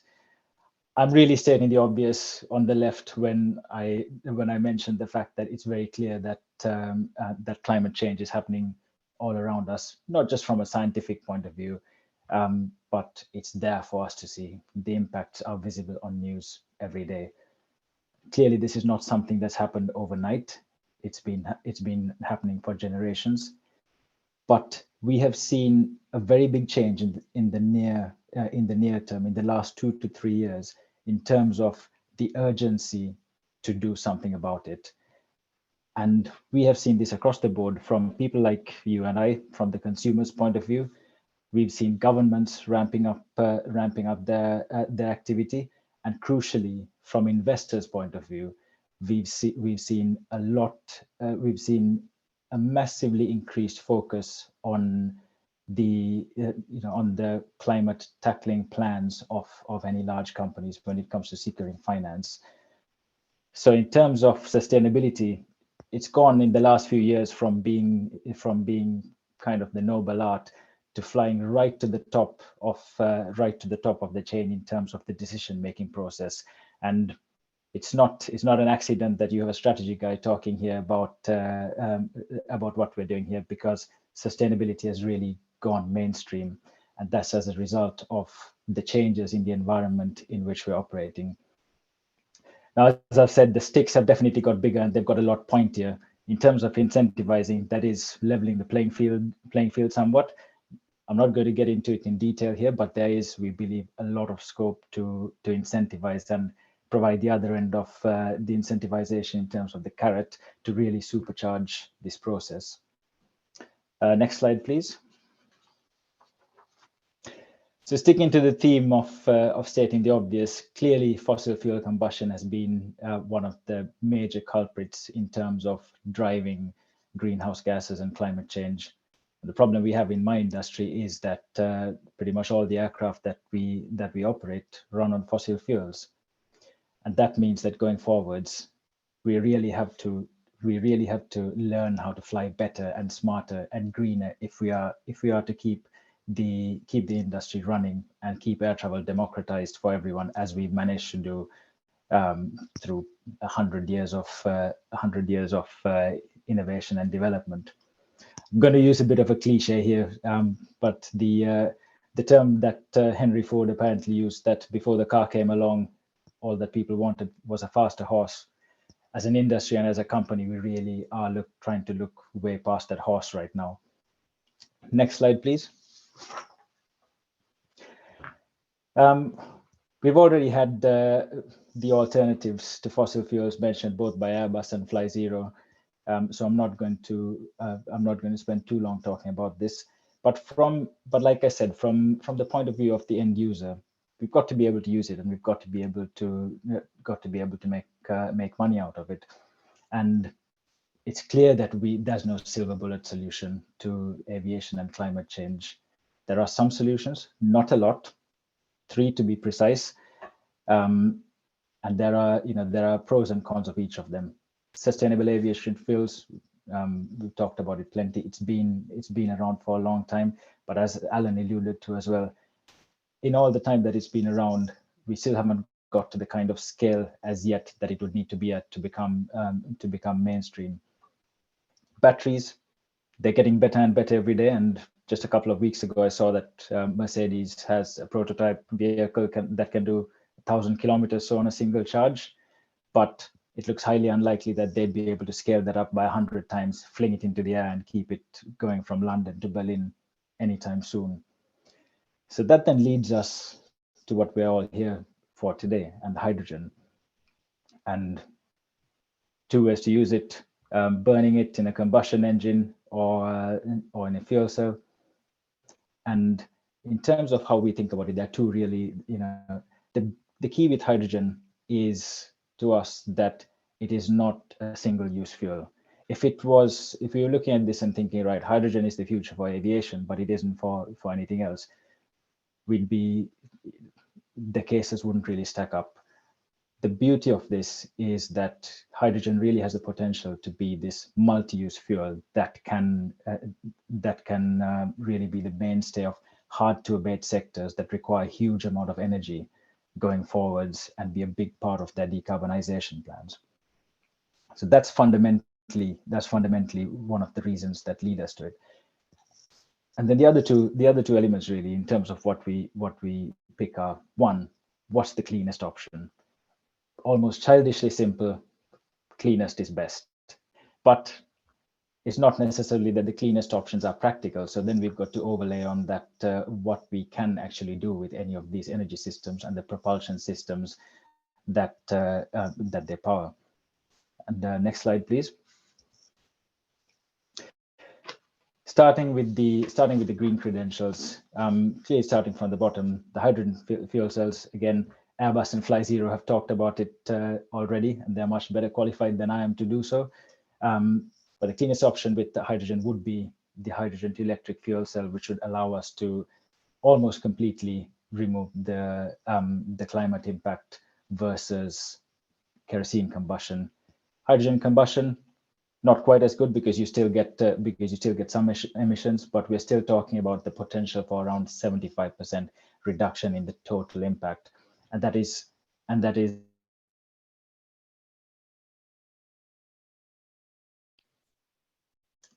that's significantly higher than what we'd be able to achieve through sustainable aviation fuels on its own, which, as was mentioned before, is netting off carbon, but it isn't really reducing the carbon that's being released. Next slide, please. Right, so now we've got to the Who Wants to Be a Millionaire part of the presentation, and the reason I put this specific set of questions forward is to really highlight the second element of what we're talking about here in terms of the usability of the alternatives to kerosene.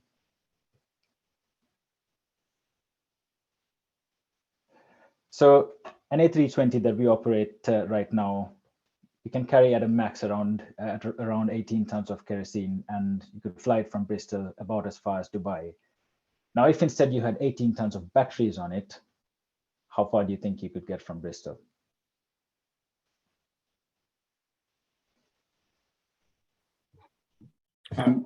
Just for a point of note, my Slido is not working. I don't know whether it's working for anyone else.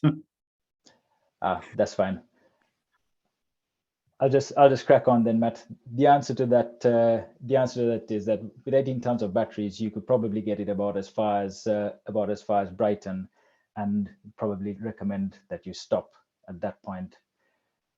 Matt, for the next question, I assume you're going to get the same issue, but I believe so. I've just asked the events team to skip on back to your regular slides. That's all right. The only solution, Matt, is that we'd have to take the whole presentation down and restart it. So don't worry, I can. So the two answers. No one's going to win the £1 million today, unfortunately. Yeah, I mean, I feel really left out that no one answered those questions, but that basically highlights the potential of hydrogen. I mean, theoretically, clearly it wouldn't work in practice, because if you had 18 tons of hydrogen, you'd have something that looks more like the space shuttle with its own fuel tank rather than an aircraft. But it does have the energy density to give us the range that we need. Now, what this means for the industry is that we believe that the world that we operate in has to change fairly significantly. It's very simple now. It works very well in the sense of every single aircraft, from the smallest to the largest, can operate on kerosene. Going forwards, we think the philosophy is going to be that the cleanest, appropriate propulsion method would be used for any size of aircraft, and this means that for general aviation, small aircraft, batteries would do the trick. And then there's a lot of research that's being done right now, and there are aircraft that are flying. Hydrogen fuel cells, Airbus and FlyZero are working towards this, as well as other organizations. We believe that there's a lot of potential for the regional aircraft market, so small turboprops.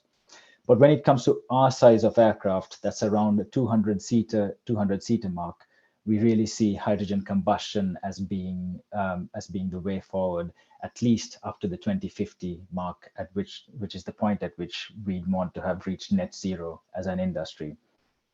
For long haul, hydrogen for long haul seems a little bit further away, so we believe that sustainable aviation fuels are still going to be key to decarbonizing that part of the industry. But of course, this is just looking at a 2050 timescale, and what we would believe is that going forwards, as each of these industries and each of these technologies develops and becomes more powerful and efficient, that eventually we would be able to step through to cleaner versions of each of them for each sector. And for the company that I work in, that means that eventually we would hope to get to hydrogen fuel cells and thus further decrease the climate impact of flying. Now, clearly changing this up has a massive impact and it poses massive challenges. But I think we're at the point now where we don't really have a choice. The taxes are coming in, the mandates are coming in, and from a purely financial perspective, let alone the fact that philosophically all companies need to be moving towards a carbon neutral state. And I think we need to find a way to do this fast, and this is the way we go. Next slide, please.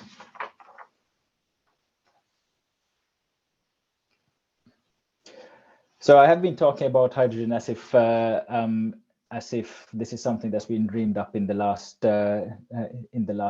couple of years, but the concept is not new. And in fact, the aircraft on the left, the Tupolev 155, it was a flying testbed that did over 100 flights in the Soviet Union in the 1980s. It was scrapped when the Soviet Union collapsed, and that aircraft itself is sadly rotting in a field somewhere. But it did fly, and the proof of concept was there.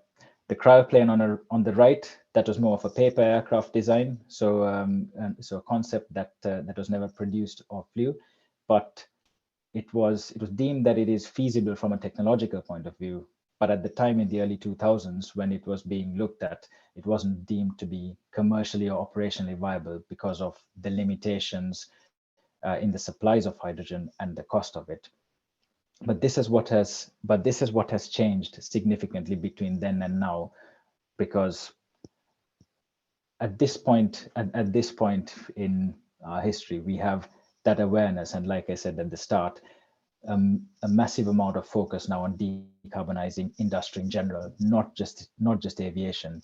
And we've got consumers, governments, and investors demanding change and bringing down the emissions profiles of all industries, ours included. And this is what has led to the resurgence of hydrogen as a potential option for decarbonizing. Next slide, please.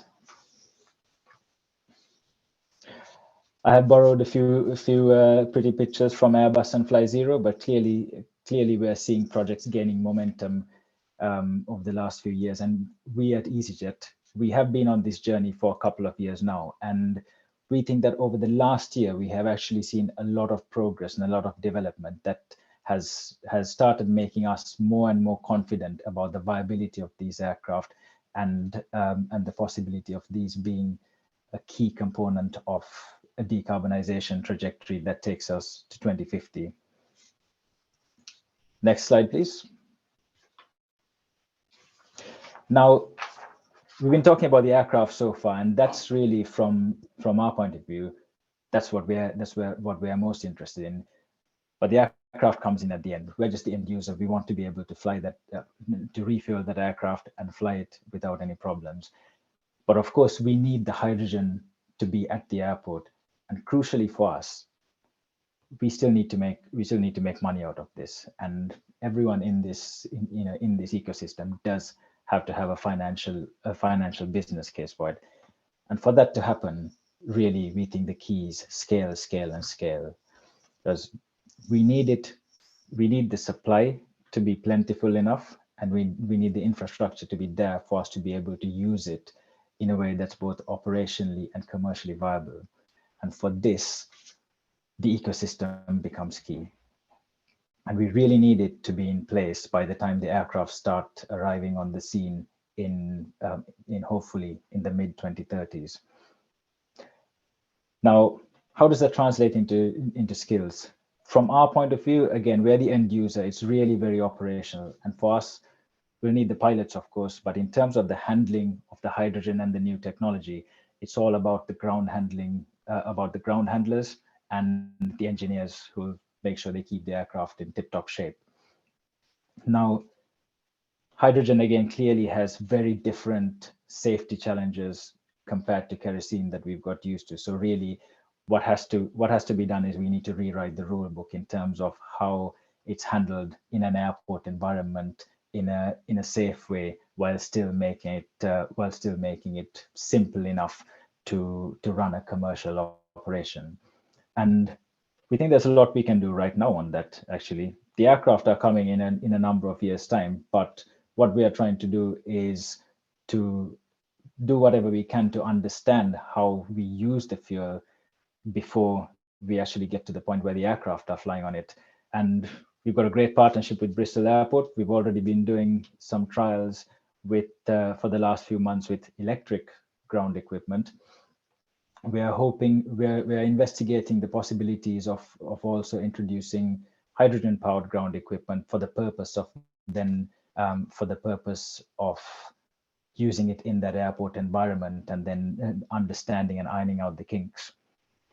In terms of how that then translate and how that goes forwards, like I said, it's really about the safety and handling procedures, figuring those out, and then training large numbers of staff to be able to look after the aircraft on the ramp and in the hangar. But once again, this is an ecosystem, and we're just the end user. We need to have the demand. We create the demand for it, but of course, the supply all depends on everything that sits behind there, and it's very much a symbiotic relationship. All the skills that are needed to make what's to the left of the aircraft in this diagram happen, they're as important to us in terms of getting to our endpoint as our own handlers and engineers are. Can I go to the next slide, please? So the task that we've got ahead of us, we're under no illusion of the challenges that face the industry, and any industry like ours that's hard to abate. For us, it's been over 70 years since the de Havilland Comet flew on jet engines for the first time, and that was a massive evolution in aviation technology at the time. Clearly, we've seen massive improvements in efficiencies and comfort over the years, but the fundamentals of aircraft haven't changed completely in that time. And what we're talking about here is the next major leap in the evolution of aviation. And it's going to be hard, but once again, going back to the commercial and operational viability, we've got to be able to use it, and it's got to be economical enough to make money out of it. For us, any airlines and any other industry that's going to use hydrogen. And for that, we need to reach scale. To reach scale, we believe it's a bit of a flywheel concept, where once you gain momentum, the demand comes in, the supply increases, and so on. It keeps spinning under its own momentum, and you get to that point. But the first push is the hardest, and it's the most critical. And this is why I suppose we are having this conversation today, and why we have the partnerships that we have in terms of giving that first push and developing this regional ecosystem that then forms the template for whatever comes next in terms of copying across into different regions, potentially across the country, and joining up with other regional ecosystems around the world to generate the scale that we need for hydrogen to actually then fulfill its potential as being the fuel of the future for aviation, and leading us to air travel that is safe and available and democratized as it is, while massively reducing or eliminating the impact that it has on the planet. Clearly, first and foremost, for all that, we need the brains and the hands that are going to help us to give it that first push. Last slide, please. Which is just a very pretty picture. Thank you very much. Thanks very much, Lahiru. A wonderful presentation to close this event on, and really hear about what the demand side for hydrogen may be. And I am not hydrogened out at all, as you suggested at the beginning. I think what that has gone on to illustrate, as you have said, I probably should have left the closing speech to you, Lahiru, as well. The first push is the hardest. The demand is out there, the knowledge is out there, the policy is out there. We've been on a tour of the the regional and national projects, and we've heard education providers and how they're responding to the changing landscape.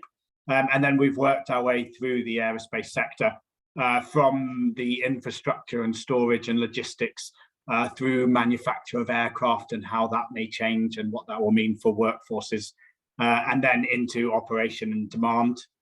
Hopefully this has been a useful event to show the scale of the opportunity attached to this and how it will remain to be vital to collaborate going forwards in a way we have shown as the Southwest we already are. Next slide, please. I'm going to skip the Slido because apparently a little technical glitch has prevented it from working. But if anyone has any thoughts from this event on the changing skills. Matt, it is working. Sorry, Matt, to interrupt. It is working for me again. Is it? I'm going to try and give it a scan then. Why not? Let's see if this will work for me. A little earlier, sorry, there was just a blip in the presentations and it knocked Slido out, so we just had to reload it. So hopefully it should be working. It's working on my mobile. Yeah, it's not working on my end, but if anyone does want to use Slido for any closing thoughts and can use Slido, you can also go to slido.com and use hashtag #JetZeroSkills. Here we go. It's working for some people. Always good to know. It's working. Bringing cryogenic labs from Strathclyde and Fluxart Aero spin out works, suppose. So I'll just let some thoughts add in there. I mean, for me, it's really been a bit of an eye-opener, even though I'm working in examining the future landscape of skills needed for aerospace and decarbonisation, to see all the areas of skills that we will need to investigate and reskill, and green skills and green jobs attached to the decarbonisation of the sector. We will very quickly be moving into the Q&A session, but I just quickly want to tell you about the West of England Plus Local Skills Improvement Plan. I, as mentioned, working for the Chambers. The Local Skills Improvement Plan is looking at changing needs of industry. We would love to speak to you about what you think you might need going forwards. Please do just add a yes to the chat or your contact details. We want to talk to you about your potential growth, the potential opportunities with decarbonisation and digitalisation, any needs you have that remain unfulfilled or might have in the future, and change in the sector in general. So please do just get into touch. So we'll go straight into the Q&A. So hopefully the panel is all still here. Feel free to turn your cameras on as an indication and your microphones on, ready to answer some questions.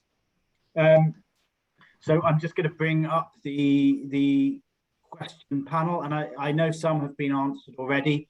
I'm going to try and get through as many as I can, but I can't guarantee we've got time for all of them. But I'm going to start with the first one, which is, what do you see as the potential value of the hydrogen economy in 1, 3, and 10 years?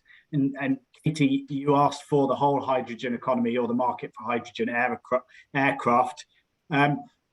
I'm not sure, but if we potentially avoid numbers, maybe we can just talk about the wider potential of the hydrogen economy. And I'd quite like to start with Alan, if that's okay.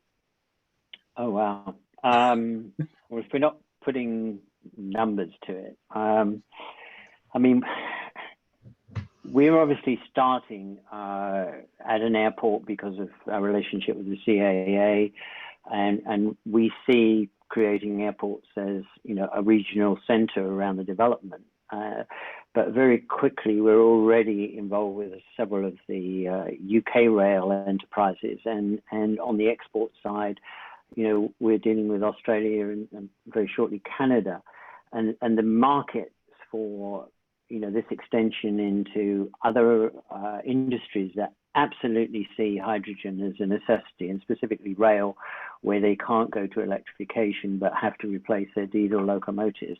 Hydrogen is you know, a switch from you know, coal to diesel. It's that big, and there's a huge market for this, and our ability to look at the construction and mining industries and you know, where that crossover goes from battery to fuel cell to combustion there's at least 4 different major applications for hydrogen, and I think again with our skills side, we need to be able to look across all those different types of uses. Thank you. David, I'm not sure whether anything to add from your perspective as well. I can't in terms of numbers, but just building on what Alan was saying there, the fact that so many large organizations in this country and internationally are absolutely fixated on the opportunities that hydrogen presents indicate to me that there has to be enormous potential, because those sorts of organizations don't do that make that sort of investment on a whim, would be my insight. Thank you. And I'm just going to skip straight into another question we've been asked by Corinne Matthews of Heart of the Southwest LEP. David, how will SWEP align with other sustainable aviation activity in the region? Yeah, that's a very good question. So we've only just started, as I said, and what we're doing is working initially through Western Gateway and exploring with them how we can network with all those organizations that the Gateway represents. And then, of course, we need to reach out more broadly. It's like ripples of a pond. We've only just started. We've dropped the first rock in. We've got the first 9 big organizations involved. Now we need to reach out to other companies and to other organizations. This needs to be a federation. No one organization is going to solve this. We heard about partnerships today. We need to federate and work very closely with all of these organizations and share our knowledge and pool our expertise. Thank you very much. So I'm going to skip on to a question that Katy, you've already answered, but I think in case anyone hasn't seen it, probably quite good. Where and how should we start thinking about aviation decarbonisation if we're not working directly on it already? And apologies, if I don't know if you have anything to add, but if you're able to just quickly summarize your answer initially. Oh yes, no, sorry, I wasn't sure if you were going to put it to someone else or me. I think the answer to that question depends on who you are, doesn't it? What kind of organisation you are. So we've been working on FlyZero, and I know the Connected Places Catapult has been doing the same with us, and also separately with airlines. To begin to consider the infrastructure for future energy mixes, and Alan's been talking about some of that earlier. We've been working with aerospace manufacturers, and the high value manufacturing catapult's beginning to do a lot on things like just decarbonisation of the carbon footprint. So remember, it's not just about making hydrogen powered aeroplanes, but making sure that the bits that make the hydrogen powered aeroplane have 0 carbon footprint as well. So how can you go about that? You can, on the hydrogen theme, you can use hydrogen to melt metal, for example, rather than hydrogen fuel stoves, and that's a interesting application of hydrogen as well. Where electricity kind of begins to fall down when you want to get to those types of temperatures. And then the last is people who basically own the product or any element of the product, and so can innovate on the product front. And I think that's where most of the activity is happening at the moment. You see that with the Airbus Zero E program, and I guess for loyalties of the aerospace supply chain, but also for people outside aerospace in related sectors like looking at electric motors in automotive or fuel cells in energy. How the opportunity then is to begin to come in and look at aerospace applications. So in the very near term, it's that product space, I think, that sees the most innovation, and it's really whether your products could be brought to bear to solve that problem. Thank you. Trudie and Lahiru, I'd love to get your thoughts on this as well. Perhaps Trudie first, if you think there's anything to add. Sorry, I'm putting everyone on the spot. Well, certainly part of it is the demand, making sure that you ask as a flying passenger from the airlines, making your voice known that you want to see them, what their plans are, as Easyjet have shown, to achieve sustainable aviation. But also there is part of it is we don't know what we don't know. So do you know something that can help us? I mean, from an Airbus point of view, we're at the very start of our journey. So we're looking around to understand what's out there. And so if you've got something that you think can contribute, then we'd be interested to hear. Thank you. I think from the end user's point of view, the way we'd see it is that there's partly a reality check and then partly a view of the potential. And the reality check is that for an airline, over 95% of your impact is coming from the aircraft, from burning fuel. To efficiency can get you only so far, but you need that step change in technology to be able to fully decarbonize. Now, getting a new aircraft designed, flying, certified takes a long time. So there's a recognition of the fact that it's not something that can happen realistically for the next 10 to 15 years, but that in that 10 to 15 years, there's a lot that has to be done to make it happen. And that's in terms of what we're doing now, in terms of knowledge sharing and inputting into it, but also then in terms of support to in terms of investments to get those aircraft and the infrastructure that's needed up and running. And for that, there's a lot of risk that's being taken on by the industry, by both the manufacturers and the airlines. There's hopefully we can get some policy support in terms of really supercharging that change, because it's that structural change that's required to actually make it happen. Shorter term, though, there's still stuff that we can do. One of the big elements being, when I said fly smarter, airspace modernization. It's been something that's been talked about for the last 20 years, but not really taken place. The European Commission reckons you can get 10% improvement in efficiency of that. That is massive when you translate it across the whole of European aviation. So these are the steps that we can take early on, along with renewing the fleets and so on, to start on that trajectory.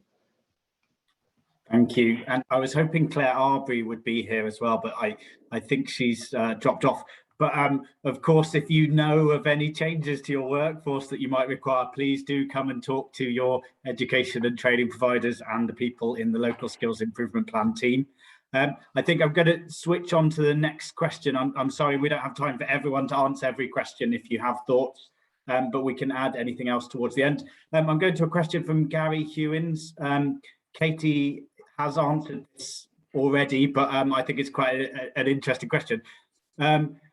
There's lots to do, however, these timescales seem very long. If money is no object, what would you do to half the timescale? And can we learn from how SpaceX operates? And I don't know who I might want to answer this first, so I'm just going to let people jump in.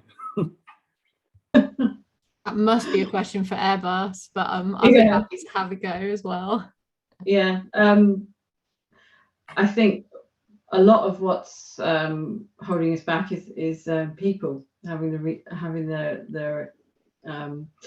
skills, as we're talking about now, but the numbers of people to do this at the same time as doing all of our current projects. So if we could focus all our efforts on doing this, then potentially we could do it quicker. But there is still it's still going to take a long time, because it's not just about developing a product. It's having a product that's certified and that's demonstrably safe, and the regulations aren't in place yet for us to certify our aircraft to. So if we could have a full set of regulations that we know what we've got to work to now, then we could get on and do it a lot quicker. But it's so I think those are part of it. Yes, but the thing with SpaceX is they do reusable rockets, but we have to make products that last 50 years. So you have to put quite a lot of effort and energy into making sure that those products are robust for that length of time. Katy, I don't know if you want to add. Yeah, and there's nobody on those SpaceX rockets, was it? Did you see them all, smashing into the ground and blowing up? So so it's on the one hand, it's not a great comparison, like it's an easy comparison to make, but not necessarily the best one because aerospace has this much higher bar, as in commercial passenger flying aerospace.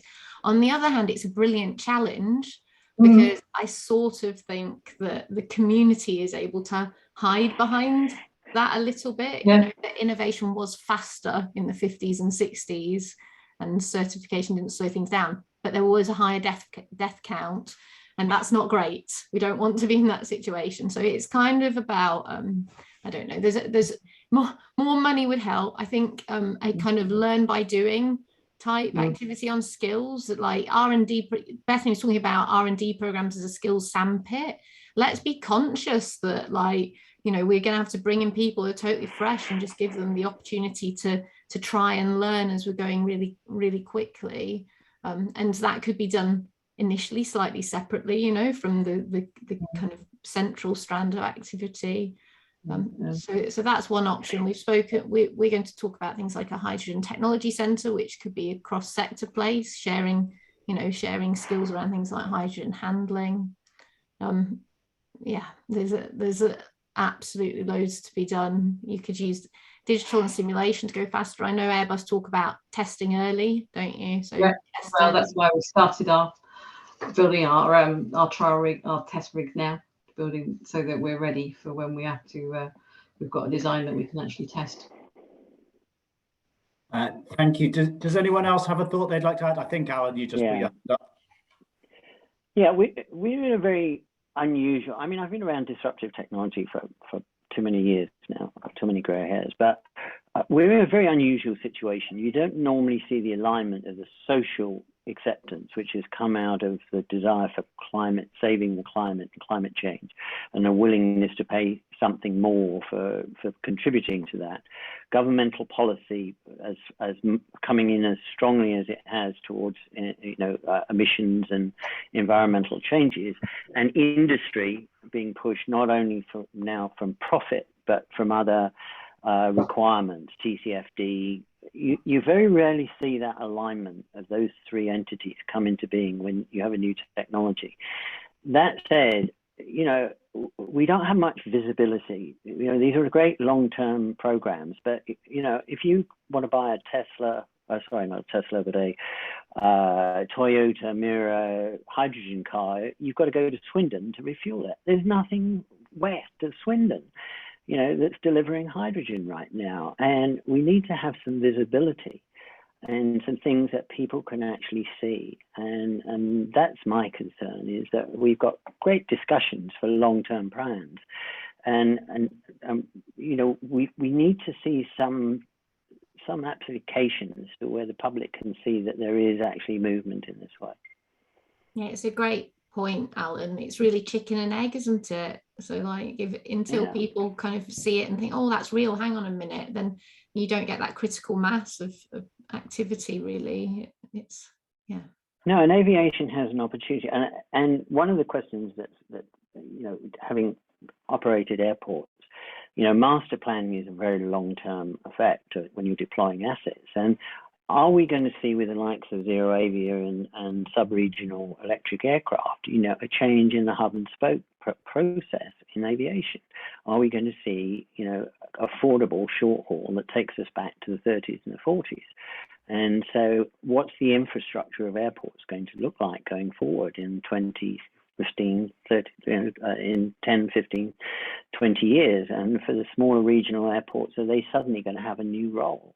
These are all considerations that are there and potential to be considered. So the infrastructure is absolutely vital for this, which is why I say, where are we in the picks and shovels on this? Where are we with the infrastructure at the airports? And can that become a revenue stream outside of what has been the traditional aviation revenue stream? And it's very hard to operate airports in the UK, where you've got to pay for security, you're limited on parking, you've got to pay for air traffic control. I mean, in the States, you've got the TFA, you've got the FAA operating it, and you're not limited on parking. And so the economics of our airports are very difficult. If we can start to make them hubs to bring in other things, other transportation, whether it starts with the taxis, the buses, I see there's opportunities here that we can change some of this industry. Thank you. I am. Matt, could I come in? Could I come in on okay. this one? Just building there on Alan's point, he's absolutely right. And we've been working and discussing things with Alan for a long time, because over a period of months, because there are lots of opportunities there, exactly as he says. Aerospace in this and aviation in this part of the world can be the leading light and the centerpiece of a move. But we also, I think, do need to look more broadly, because there are the uses, the industrial uses of hydrogen, and there are all sorts of opportunities, residential, commercial buildings. There are things like hydrogen villages that are going to be trialed in South Wales very shortly. Well, the next thing is to trial a hydrogen village in this part of the world, a new build, and commercial buildings that could be powered or cooled using hydrogen. So, absolutely, aerospace, aviation, right at the forefront, because we have the skills and we have the momentum. But let's bring in the other sectors as well. Thank you, David. So I'm going to go through the remaining questions. I'm going to try and target people and rapid fire answers, please, because there's still quite a lot to get through. But first of all, question to everyone who is on here with short answers, please. How can companies get involved now? And David, I'm going to start with you. You're at the top. Yeah, so very briefly, we recognize that we need to create a network in order to be able to feed the pilot projects that will come out and enable people to bid for elements of those. And that's why we're going to be launching this network next month, that will enable people to register their interest through the SWEP website. That's how we'll get involved. Thank you. I'm going to go to Katie next, if that's okay. I think the question, is it about skills, sorry, when you read it out, or is it just generally in hydrogen powered aircraft? I think answer as you see fit. Okay. So FlyZero is a part of the Aerospace Technology Institute, which is responsible for the UK's aerospace technology strategy and for funding R&D programs. So if you have a technology that is relevant, particularly the scope is mainly on aircraft technologies and then ancillaries, at airports. But if there's something beyond that space, they can signpost you on which other funding routes you could pursue. But if you are a product developer and you think you've got a solution, then please approach the ATI if you've got a potential R&D proposal. Beyond that, on skills, we're hoping to pass, as we said, our skills position paper over to the Aerospace Growth Partnership Skills Working Group, and it would be really good to have some like relationships, I suppose, with the regional activity through that group. Thank you. And then Trudie, Lahiru, and Alan, I don't know if a company wants to work with you on decarbonisation or analysing the skills landscape, would you have any suggestions? Sorry, someone else go for it. I think I would suggest that you get in touch with our, if you have something, get in touch with our business strategy people, because obviously we're interested if anyone has new technologies that they think would be important, or if they can offer us capabilities that will help us develop, then that would be the thing to do. I think I'll probably just echo that. In terms of where we are sitting, is the aircraft themselves, and what you do in the airport on the ground. Get in touch. Alan, anything to add to that? There's a lot to do on the regulatory and standard side, and especially when we're talking about what hydrogen refueling at the moment with Zero Avi, they're looking at automotive standards for refueling, but ultimately we've got to generate those. We're at the moment buying in components principally from China, but we see a large area for subcontract manufacture in the UK, and especially in the local area. So that's something that we're keen to develop, because if we can get sort of standardized units, we can see quite a large market for fabrication. Thank you. So I'm going to move on and direct again. So Firstly, a question for Trudie. Are you looking at aluminium battery technology? The honest answer, I don't know. It's not an area that I've been involved in. Like I said, our fuel cell work has been done in Hamburg, and our electric battery work has been focused on helicopters. So Airbus helicopters are looking at electrification. So I'm sorry, I can't answer that. Okay, thank you. I'm going to ask, is there a space for renewables and green hydrogen in aerospace and advanced engineering? And I think, Katy, I'm going to defer to you on this one. Oh, well, for hydrogen to be zero carbon, then it's got to be produced with green hydrogen. So yes. And we've looked at things like FlyZero, about whether that production could be at airport potentially. The large hubs are going to need massive amounts of hydrogen.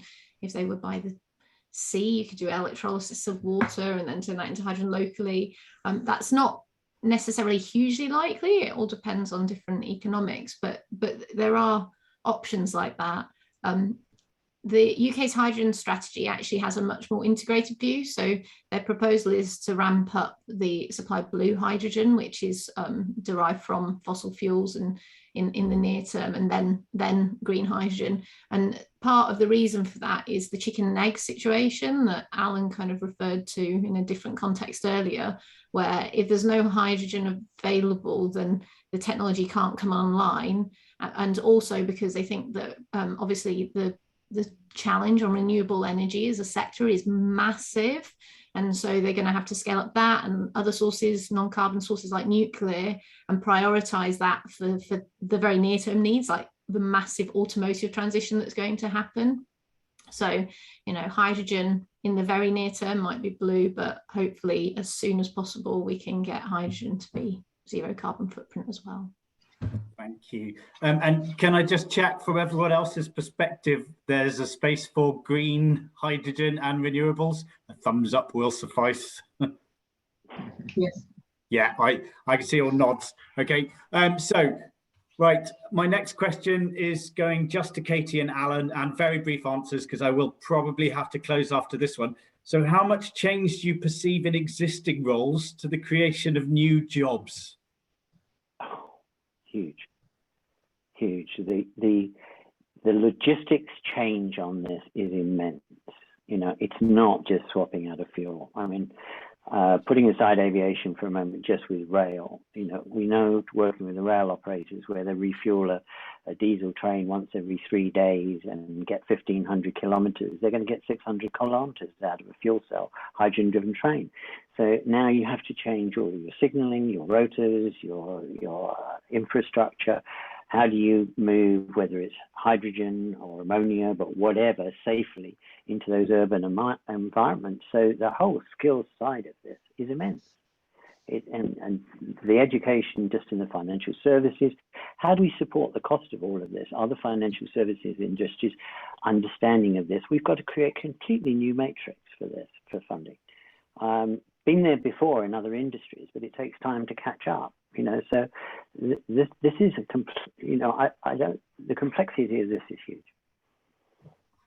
And just from me, if you think about the aerospace skills agenda for the last 5 years, it's been electrification and digital, and the skills needed to address that. Well, hydrogen's another skill set again. And as Trudie said, it's one of their biggest blockers is having skilled people with relevant knowledge that can address some of the challenges. So. And I'm afraid, and I think, Paul, you probably suffer slightly more than other people here with unanswered questions, but I will posit the remaining ones to the speakers and try and add some answers in. We are going to have to quickly move on to the closing elements. So next slide very quickly, please. So I'd be remiss if I didn't mention that via Innovate UK, we currently have access to a Global Business Innovation Programme. This is a full funded trip to look at live growth opportunities in a country. It is fully compared, concierged by Innovate UK and the Department for International Trade to make sure your business is prepared to take full advantage of the opportunities and the relationships they can build. You can see the key dates for the application process below, but you have around a month to apply. Next slide, please. So Business West as an organisation can support your businesses with almost everything you need, from net zero through finance and funding, the skills landscape, innovation and growth, import and export. But I am here as part of the local skills improvement plan team. It is a once in a generation opportunity and change to the way we as a region acknowledge the unique needs of our businesses and help provide the training that we will need to ensure we remain globally competitive and ahead of the curve. We'd love to speak to you all, so we will send you some information following up from this, but please do get in touch if you have recognised any needs or changing needs in your sector going forwards. I'd like to say a final thanks to all of our speakers today and attendees. WEAF, Colin Turner and Chris Steele for working behind the scenes in organising this event, and the events and the LSIPS teams for supporting this event as well. And we have a whole programme of events coming up, which you can see on the LSIP website. You can scan the QR code, it will go right there, and the hyperlink is at the bottom. Please do get in touch for any information on Business West, the Chambers of Commerce, the initiative, the local skills improvement plan, or how we as a region are responding to the imminent need to decarbonise. And we look forward to seeing you all again at events in the imminent future. Thank you very much.